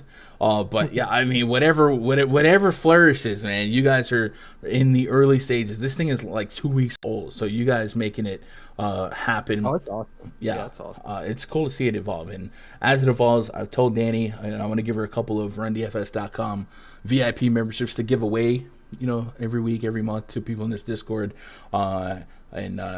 we've also linked it with this channel. So if you are a member of this channel, if you're not a member, there's a join button. That $5 thing will get you that cool little G next to your name in the chat. And then, of course, a couple times a week we'll do the updated prop detector, and they'll probably do something there in baseball to where we drop a bomb detector or something like that, or something like that. I don't know. It's just small things to thank you. I understand like the RunDFS.com membership's a little bit more pricey than $5 a month to sit here. So definitely want to incentivize, reward, thank you guys for the community support. So check all that stuff out. What do I need to do? I'm going to get to the Thunder and the Spurs game. This game should be a lot of fun. We've got the Thunder, but SGA questionable. Hiccup. Trey Mann, Aaron Wiggins, Darius Baisley, Olivier Sarr taking on DeJounte Murray, Devin Vassell, Josh Richardson, Keldon Johnson, and Jakob Poeltl. Am I not Poeltl enough for the Poeltl Club? 230.5 total, 13.5 point spread in favor of the home team San Antonio Spurs. Let me get caught up on the OKC situation. Also, the Underdog give us a news to watch tweet. I've been live for over the 20 minutes since they usually do it. What's up, Goat? Goat says, I do PrizePicks, Fanduel charts, and leverage plays, graphs, the whole 9 yards. Let me know if you have something in mind. Yeah. And if you guys are content creators, even if if there's not a spot for us to collab soon, I have in the Discord, you feel free to post your videos. I don't mind it. We're like, when I can't stress enough how laid back Cadillac Jack vibes we're trying to be, man. You gotta be different in everything that you do if you're trying to stand out. I think that's us, man. We ain't out here to be toxic or anything like that, and I think that Discord has really grabbed onto that mentality. None of that toxic masculinity that you might see in some of the more filled out Discords. So I appreciate you guys bringing the right vibes. Keen used to watch as 3 p.m. Eastern. Embiid questionable, LeBron questionable, SGA questionable, Fred VanVleet questionable, Andrew Wiggins questionable, Zach LaVine probable, Anthony Edwards probable, OG Anunoby doubtful. So nothing has really changed. So I did want to get the update on SGA. He is listed as questionable with a ankle. He lit up the Hornets for 32 points, blah, blah, blah. All right, so questionable at best. 230 total. If SGA can play, he certainly has earned this new 10K-ish price point where 60-plus fantasy points is not outside their own possibilities. If SGA can't play, your guess is as good as mine. I guess it would be like a Theo Maledon point guard night, potentially. Maybe Lindy Waters gets extra run, Trey Mann. Kind of hard to read. Darius Bazley still kind of is elevated in my projections versus his price point. This was one of our favorite plays the other night versus my fantasy point projection versus prize picks, and it paid off. But certainly without SGA, I mean, this is a Thunder team that on the season, and I know that the Spurs defense has been really, really bad, but this Thunder team has had the worst offensive rating in all of basketball. And this is seasonal metrics that do consider some Lou Dort games and some Josh Giddey games. Without SGA, this is not too far from being a Portland Trailblazers situation where it's a bunch of who's who of who's that, and that would be a similar team that got smoked by 50 by the Memphis Grizzlies. Now, the Grizzlies elite defensively, we learn now, and just like a great team. But this would be an ugly spot to have faith in the Thunder on a 12-game slate. However, if we were going to have faith in the Thunder without SGA, Josh, who would you have faith in? But you got to have faith. I'm thinking Bazley, Trey Mann, Pokusevski. And that's or it. Is it going to be your boy Aaron Wiggins that has the random please God, no. blow-up spot, right? Please God, no. I don't know. I mean, like, those guys just, like, alternate, especially when SGA's off the court. Like, who dominates usage and shot volume, right? I mean, I would say that I'm with you on the Bazley call because Bazley is the more favorable spot. You know, guys in the interior tend to thrive against the Spurs. So, yeah. And especially... Yeah, I don't know. I would say Bazley, and then it's a coin toss between Trey Mann and Wiggins as value plays. But I guess Wiggins is on the cheaper side, so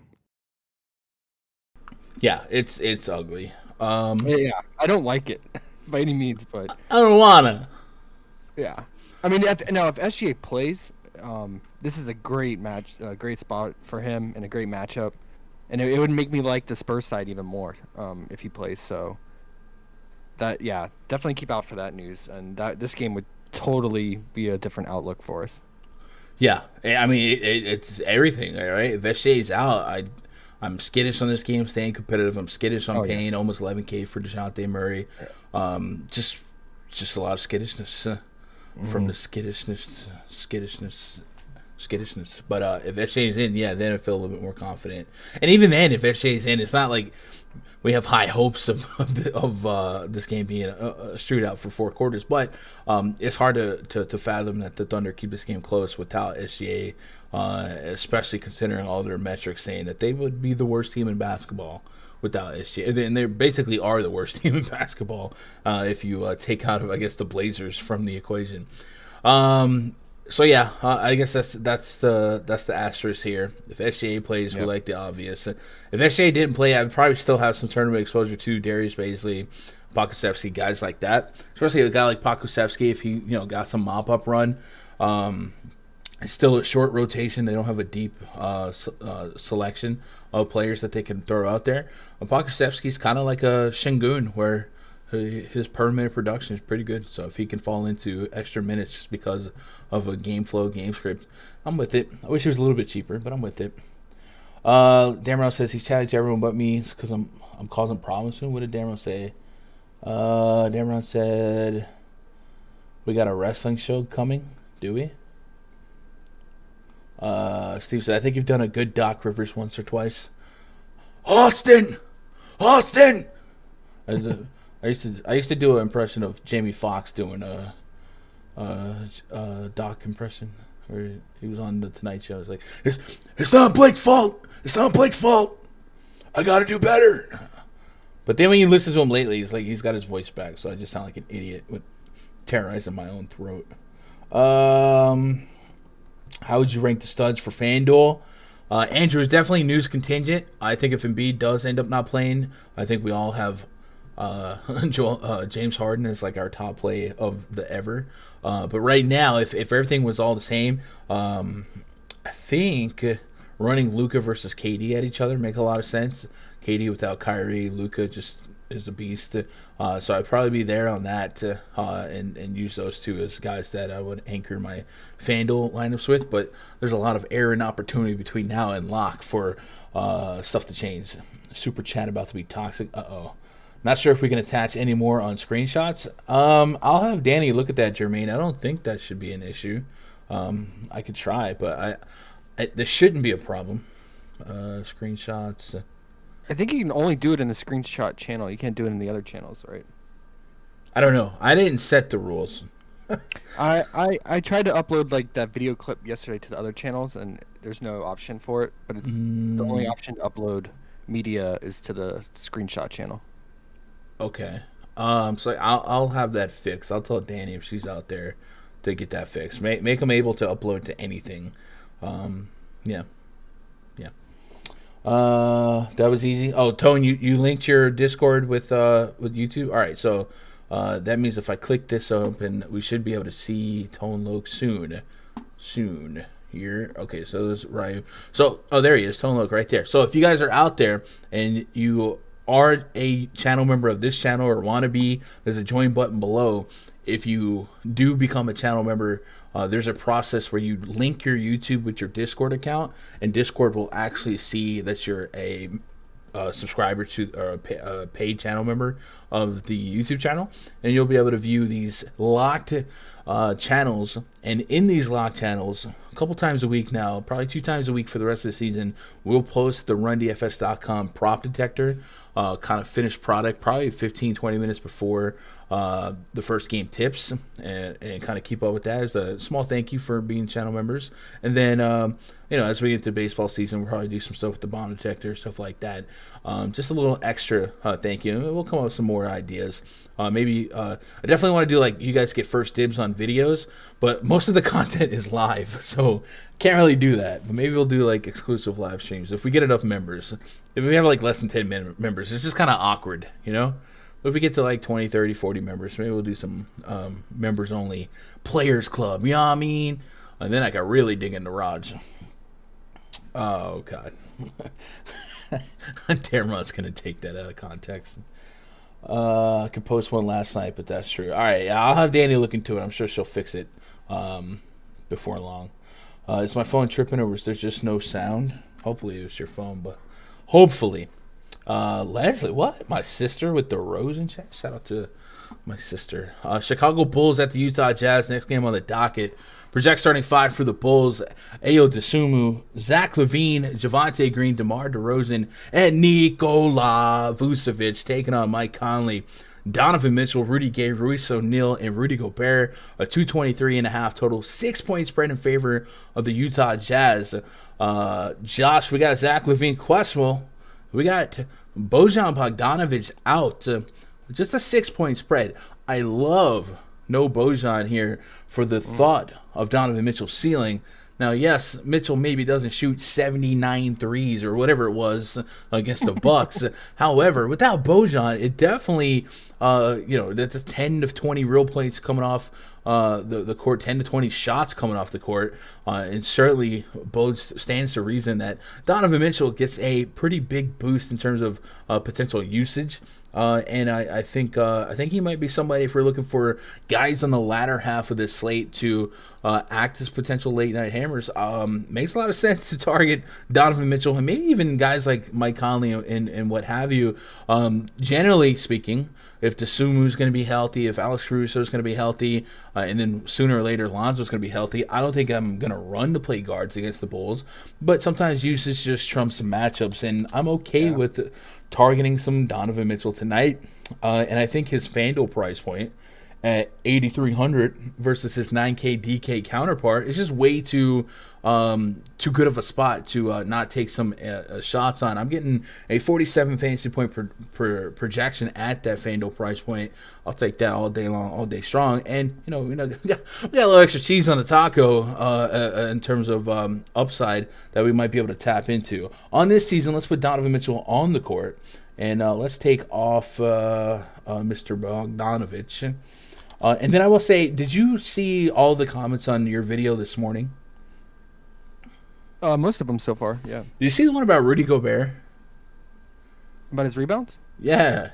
Somebody brought the heat. I might have to go check that out on air. It's a good way to, give you guys a little love. But, hey, on the season, Donovan Mitchell, a 35% usage rate without Bojan, a 1.3 fantasy point per minute production, and that's really good, 25% assist rate. So talk to me about Donovan Mitchell while I'll go find the comment on the YouTube channel. Yeah, I mean, like you said, it's never fun clicking on a guard against Caruso and Io, but we just saw Fox go off, right? And he's a usage monster, and you should expect the same thing here with Mitchell. Now, Mitchell is not shooting well so far the second half of the season. I don't remember the last time he's gone over 30 points, real life points. But, I mean, he's heavily involved in the offense. He's running the entire offense. His assist rate's up to over 30% since All-Star break. And, yeah, the shot volume is going to be there with Bojan being out. And he's going to be involved with stocks, too. So, yeah, his fantasy points are definitely in play here. And this game, yeah, I mean, I can't imagine. I mean, this game should not – it has a low risk for blowout. So, yeah, with Bojan being out, I mean, you can still get to Mitchell. I think you have them both projected pretty similarly between Mitchell and DeRozan. I imagine DeRozan would go up if Levine was ruled out, though. Yeah, you have them both projected for about 47 Fanduel points. So head-to-head, if you had to choose one, let's say Levine gets ruled out, So would you go DeRozan over? I mean, Levine played the last game, right? Like, do we just lean him staying in? I don't know. He is carrying that. He's probable. So, what the heck? Did you just turn? You just turned to Jesus? What was that? No, the cat just tried to knock over all my stuff. Oh, I just looked over and you were spinning around, and it reminded me of a Jesus bit we used to do. You didn't see the cat? He almost took out my whole system. No, I was watching the injury report.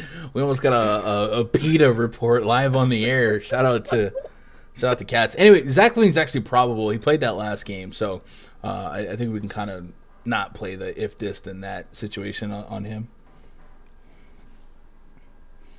You good? I'm good. Oh, the cat broke Josh. Dang it. Anyway, yeah. So yeah, I think Levine's gonna play. He's probable. So give me some Donovan Mitchell. Rudy Gay is really, really cheap. And not only is Bojan out, but his immediate backups have been Trent Forrest, Daniel House, and those guys are out as well. So this could get really weird. Could they give deeper minutes to Rudy Gay? Could we see some Pascal, some NAW, Jordan Clarkson, 3-guard stats, stuff like that? It could spread out that offense a little bit. And, the Bulls do play small. We haven't seen the Jazz change what they do for the other team, so I still think we get copious amounts of Rudy Gay. But the Jazz, I do think, are targetable in terms of, extra implied minutes for a couple of these guys, especially a guy like Jordan Clarkson. But Donovan Mitchell screams to me the most. And then Conley's coming off an incredible game against the Milwaukee Bucks. That was a pace-up spot. Milwaukee brings the heat. Chicago certainly has shown a little bit of regression this side of the All-Star break in the last month or so. I love you. Yeah, do you think Rudy Gay, as of right now, before any injury news, is probably the most chalk value play on the slate? I mean, he makes a lot of sense. Is he the most chalk? No, I would probably think Goran Dragic, but I haven't looked yet. So it could be wide open. But 22 minutes last game. I don't know. I don't know that he's just a big minute guy anyway. 36 minutes against Phoenix. Yeah. But there's just not much value today as of right now. But, these big slates, I mean, things are going to change. But yeah. All right. Hey, chat. After this show, It's the after party. And after the party, it's the Discord lobby. But, hey, for real, after this show, we've got the PrizePicks show, man. We are going to kind of take away all this research that we're doing game by game, what we're keeping in mind, and we're going to check out what PrizePicks has to offer on this 12-game slate. The bigger the slate, the more fun PrizePicks has been. It has really flipped our historical approach to NBA slates, where we used to dread 12-game NBA slates for DFS because it means late swapping all night. It means watching 24 teams of injury reports, and it's just complete chaos. But in a PrizePicks standpoint, it's kind of lucrative, right? Because now the book is the team doing the stress, and we get to just immediately take advantage of maybe inefficient lines. The more options, the more likely we can find some of those lines. And PrizePicks has been a really, really fun transition from DFS to kind of like that sports betting parlay feel, and they've thrown us like fantasy points, stuff like that in between that kind of makes us find a little bit of an edge and thrive. And this last couple of days have been really nice for PrizePicks. So I really hope tonight we keep it going with a strong selection of boards. So immediately following this stream, we'll be looking at everything PrizePicks. If you guys want to be part of that and you want to play along, you want to tail some of those picks, be sure to sign up for PrizePicks. Use code GUNDACKER, and they're going to double your first deposit up to $100. $100 becomes $200. Playable instantly, no slow drip, none of that. Play through this 9 times and then call your cousin Sal and say you know a guy to cash out from a check. I said this before, but I used to play poker online. I once got a literal check to go cash, and it was from like a Korean medical supply company, which it felt like I was just like laundering money at that point. Right. And I was just like, I walk up to the teller and I like hand him my check, and I was like nervous. It was all in my head. I was like 18. Please don't ask me. It's just like the person that never cared, but. Yeah, you used to have to jump through some hoops, you know what I mean, to get to your money. You don't have to do that these days. But hey, when you sign up using my code, they show me some love. So it's another way to support the channel, support me, and then of course get something in return. It's been a lot of fun. So be sure to join us for that PrizePicks stream coming up immediately following this program. And yeah, we have a Warriors game and a Kings game and a Clippers game to wrap a bow around this thing, and then we will move on to that stream. Let's get caught up on chat before we move on to this final game, or to this final stretch of games. Jermaine says, I just added my YouTube, my Discord. Let's go. Players go. Yeah, Clarkson smashed last time. Clarkson definitely somebody that we can look to pick up some slack when there's a lot of scoring needed. Josh Redfoot says O'Neal is a good cheap option. Definitely could see some minutes going his way. What up, Dave Kovetsky?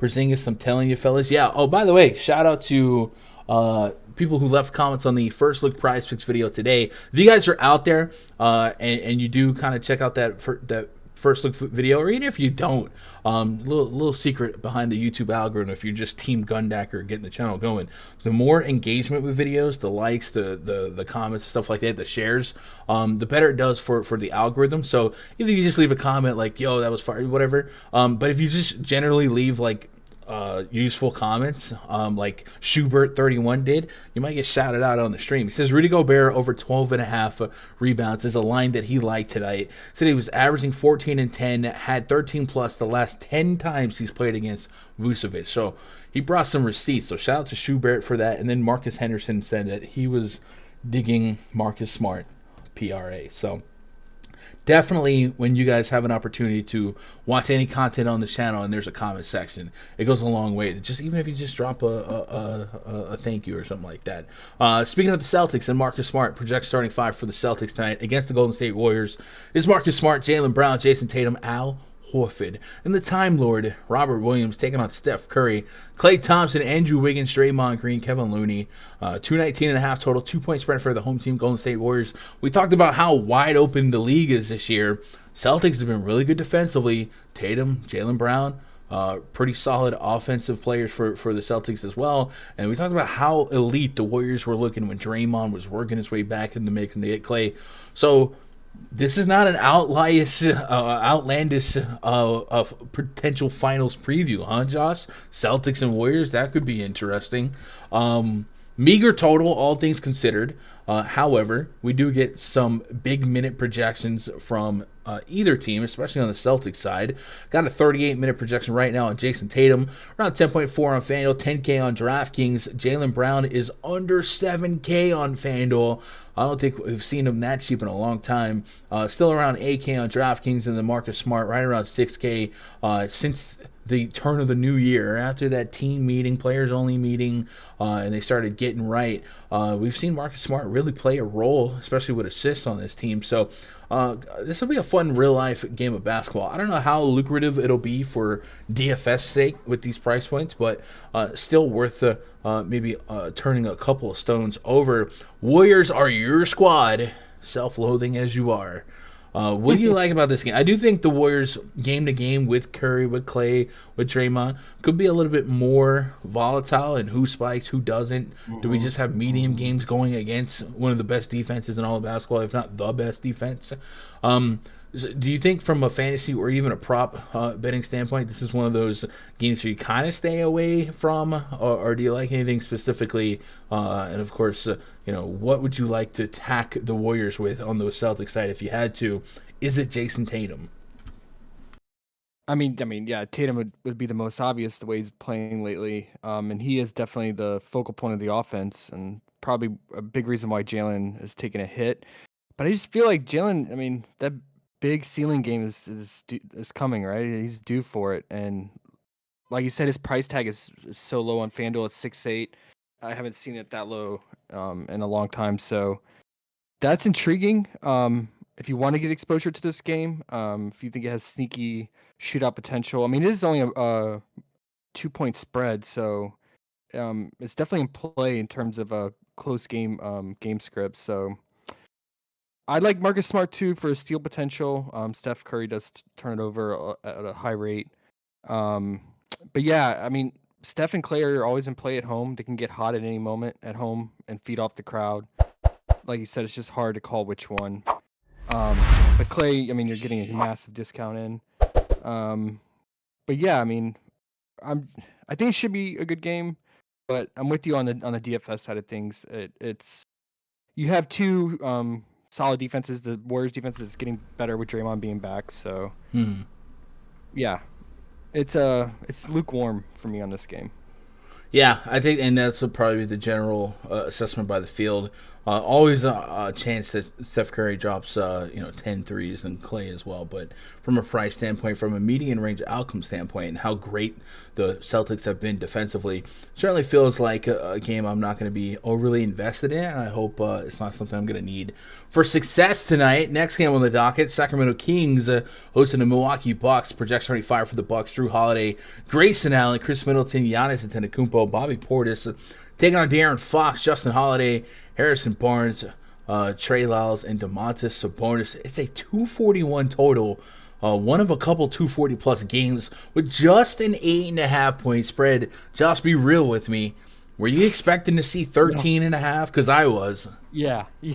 What? I don't get it.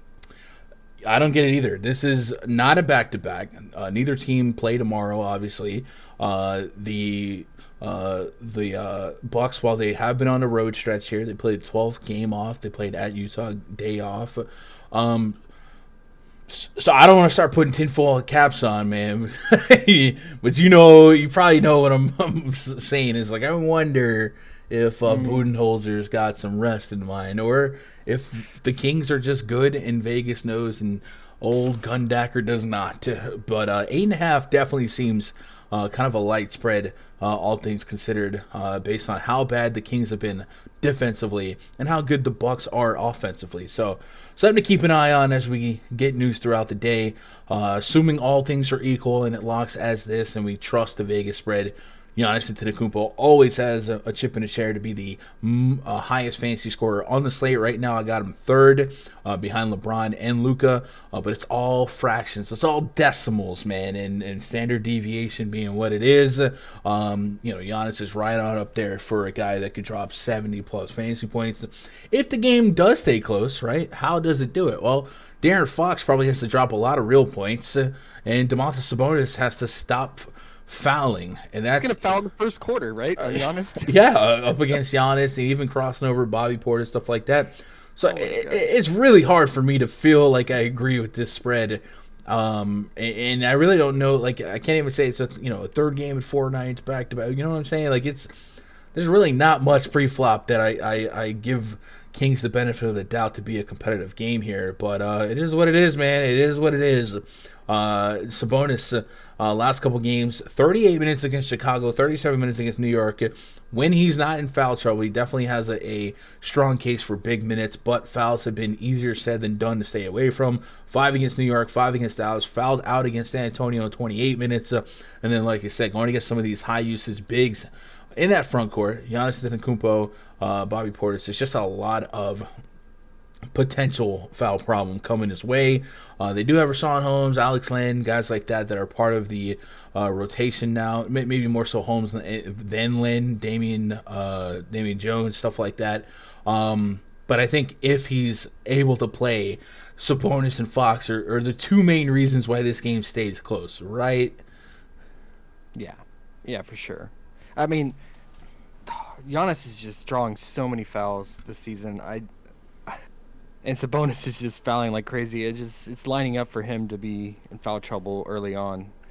And then you got Damian Jones and Rashawn Holmes that Giannis should just crush. So, I mean, this would be the spot we'd want to attack Giannis with and play him, right? I mean, he should go for 70+ in this matchup if they can stay close. But my gut's saying no. What about you? My gut says somebody's resting, right? But I don't, because even if, I don't know, man. I don't know. Like, what metrics do we possibly use to when do they play again? When do these two teams play again? Oh, no, I'd imagine Friday. I think Friday's another big slate. Like, everyone's off tomorrow except the Magic and the Pistons. So the Bucks do play again Friday? Yeah. By the way, last night, there's a moment in the night where the Pistons are not looking good and the Magic are getting smacked, and we're like, Thursday, these are the two teams we have to watch. There's no other game. But on Friday, shout out to Kojo though. We'll get that. The Bucks don't play Friday. The Bucks play on Saturday. Okay. So there's no reason to rest or for us to even think that. I'm just like, why is the spread so low? Unless they just want to give somebody a couple extra days off here. I don't know. I think Giannis rested the last time these two teams played. But that was on a back-to-back. Chat, are you guys with us on that? Well, like, why the F is this game 8.5? Anyway, but yeah, I mean, like I said, there's no coach speak out there. There's nothing other than us just being like skeptical of the total. And even if you just like, I don't know, net ratings since the All-Star break, like I don't know how you get to this line. Maybe Vegas just really trusts Fox and his current streak that he's on. Yeah, after what he said in that press conference the other night, I could see why. Oh yeah, I know what you're about to do. Yeah. Ring, ting, ting, ting, ting, ting, ting. That's what the Fox said for those of you guys and we got one game left on the docket. Before we do that, take a pause for the cause and let you guys know that 2 hours before lock, in about an hour and 8 minutes, we're going to be in the RunDFS.com NBA VIP Discord. That's not the free Discord. I know it gets confusing, but this one powered by RunDFS.com. So if you guys are in that one, right here in this NBA voice chat channel, we'll be there. And it's going to be work today. Not only that, we don't have nothing tomorrow. There's a one game slate tomorrow, Josh, but I don't know that I'm getting out of bed to go crazy on Pistons and Magic. So it means we gotta double our bankroll to spend tonight, right? Like we just gotta go that extra. To go all in? I don't know about that, but if you're a 2% a day guy, maybe go 4%, 5%, and come back Saturday.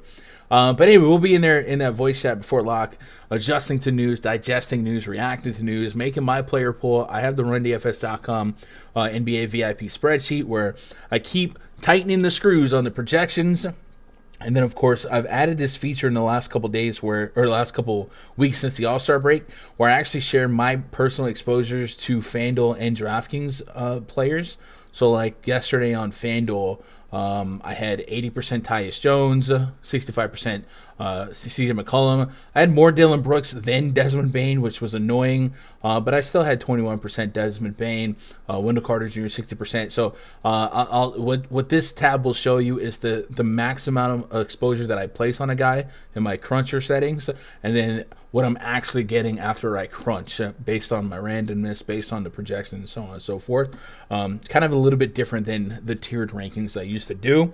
And then, of course, we have the prop detector where you keep tabs on all the props. You have seen the screenshots on Twitter where there's a lot of green. Last night, more green than not. And tonight, we're already baking. We're already cooking props that we like. And we will be live in a couple minutes again talking about all those favorite picks here. Raptors and the Clippers main event tonight. Fred VanVleet, Gary Trent Jr., Scotty Barnes, Pascal Siakam, Precious Achiuwa taking on Reggie Jackson, Amir Coffey, Marcus Morris, Nick Batum, and Ivica Zubac. 215 total. 1.5 point spread favorite Toronto Raptors. VanVleet listed as questionable, and OG Anunoby doubtful. Raptors have been on. It feels like they've been on the road forever, and have had some games with VanVleet out, some games with him in. If VanVleet didn't play, obviously that boosts our interest in everyone else. Siakam at 8,800 on FanDuel. Scotty Barnes is kind of priced up now, so he's not even a comfortable click if VanVleet's out. And then Gary Trent right there in the 6K range. And then on the Clippers side, Reggie Jackson looks like he's back, and we don't have that 8-man rotation. I think that knee-jerk reaction for me here is I'm probably not going to do much with this game. Did you have any strong leans for this? Yeah, if VanVleet's out, I could see Barnes having another good game. He's had these spike games when he's running point with VanVleet out, and it would be a great matchup. Point ball handlers against the Clippers have really thrived all season long, so I know his price tag's up. It's pretty similar on DK and FanDuel, but the ceiling is there with him, so could get on that. And yeah, I mean, and Gary Trent always can get hot at any moment, especially more shot volume with VanVleet out. I would lean more the Raptors side. I just don't know what to expect with the Clippers. I mean, if it's going to stay close with them, it's going to be guys like Reggie Jackson. I mean, he puts the team on his back, but he's so up and down. So it's really a dice roll with him. But your projection models always like him. You have him projected for around 42 FanDuel points and 41 DK points. So I get it. I mean, he's going to be the main guy, usage guy, and with the shot volume and the assist rate. So if you want that late night hammer exposure, those guys make sense. Yeah. Yeah, it makes a lot of sense. Chat, you guys got anything else for us? Wrap up in a couple minutes. Get onto the PrizePicks live show. I think we did really perfect timing here to kind of uncover everything that there was to uncover.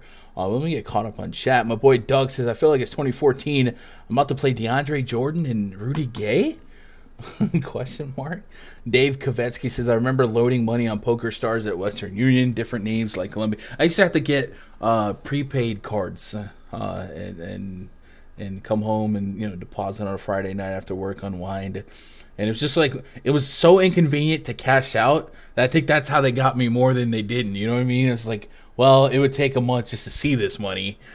So let's go play roulette or more poker. I don't know. I do miss it though.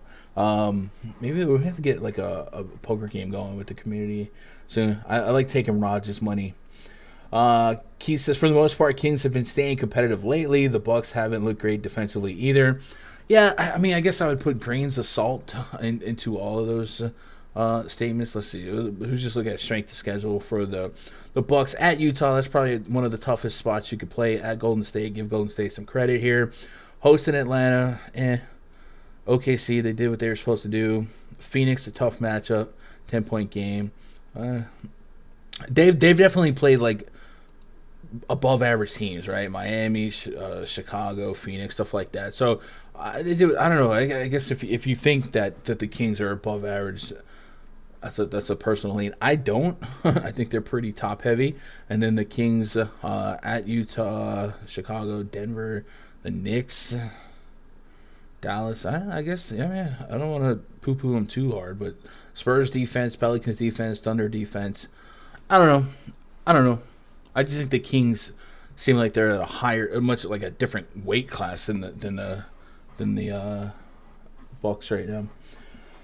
How do you feel about fading the top tier and going mid-range for this slate, AK? Travis, I think the key to this slate, or I'll say the linchpin to this slate in terms of news that would shake things up in terms of playing the AK 9K guys and being balanced, is really Joel Embiid. If Embiid is out, you start your lineup with James Harden and go from there. And Harden's not even that expensive either. Right there around 10K to even south side of 10K.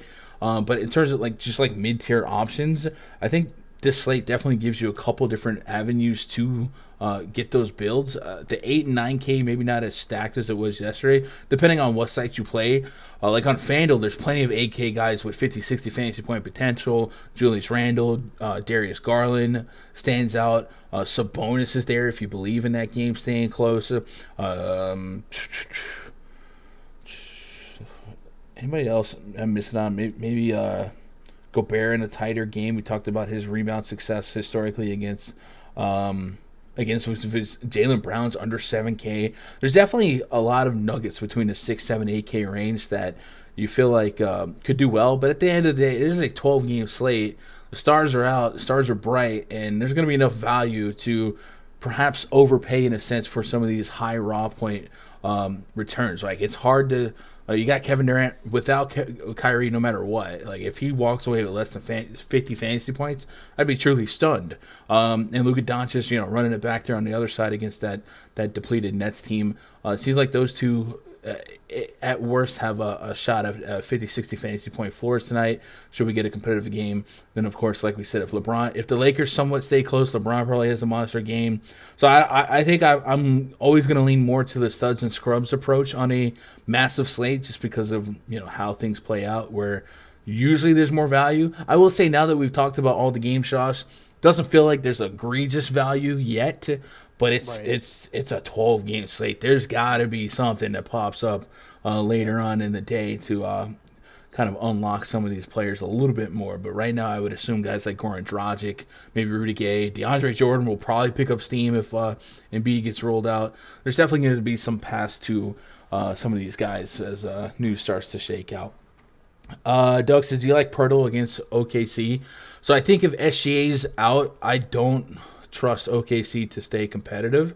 If SGA's in, it's still kind of a coin toss, and then we're paying 7K for Pirtle, hoping for 40-50. And I mentioned this yesterday. We talked about Mason Plumlee dropping 40 the other night, and it was the same night where Cat dropped 60. I think it's if this is a FanDuel-centric question, you absolutely have to win the position. Center, maybe not the position today that it could be on other slates. Jokic could still be Jokic, but in terms of absolute 70, 80 fantasy point potential, it is spread out enough to where KD could do it in the forward spot, or Luka can do it in a guard spot, Harden can do it in a guard spot. So maybe there's a case for Pirtle, but I don't have a strong lean in terms of gravitating to Pirtle, and I don't know. I know the matchup is nutty for sure, but I probably need 50 out of Pirtle on this slate, where I gotta get ceiling return, and I don't know if I trust him for that with Zach Collins and Jock Landale in the shadows, so probably not. Damian Carnance says, keep up the good content. I don't think I was able to tune in yesterday. I might have for a few seconds, but you one of my guys. I mean, I appreciate that, Damian. Yeah, hey man, if you guys are out there, you can't watch every show, I get it. But if you do have a chance to open up something, hit a thumbs up, you know what I'm saying? Something like that. That goes a long way. What are you going to do? Raj would say, I can name 30 guys who give you 50 plus. Yeah, the other night, 30 guys felt like 30 guys got 50 plus. Damien says, thoughts on my line gun: Doncic, Murray, Allen, Vassell, Ellaby, Durant, Powell, Achua, and Capella. It does get a little shaky. I think Murray might be expendable if SGA is out. Grayson Allen? I'm indifferent on that. Devin Vassell would be indifferent. You got a lot of Spurs starters exposure with Murray and Vassell if that game doesn't stay close. And with SGA, they're the worst offense in basketball. Without SGA, what what even are they? So, Sean Smith with the sub, I appreciate that. I guess we're still gonna stick around, guys. If you want to hang out for another hour, even if it's not for DFS, we're gonna be here for the next hour. Me and Josh are gonna flip over. We're gonna walk to the next room with the PrizePicks setup, and we're gonna kind of revisit every game, all the hot spots, the heat spots from a PrizePicks perspective. So you want to stick around, just stay right here. It'll bring you to the PrizePicks stream. If you're out of here, you're hitting that door, just hit that thumbs up for me on your way out. And we'll be back Friday with more live content. Tomorrow, just a one-game slate. I'm probably not going to put any video content out for that. So if you guys want to recharge, take the day off, that's cool with me. But I'd love to see some of you guys. Zach Greinke back to Kansas City. I'd love to see you guys in that PrizePicks stream, man. I love you guys. Good luck. God bless. And go win some money.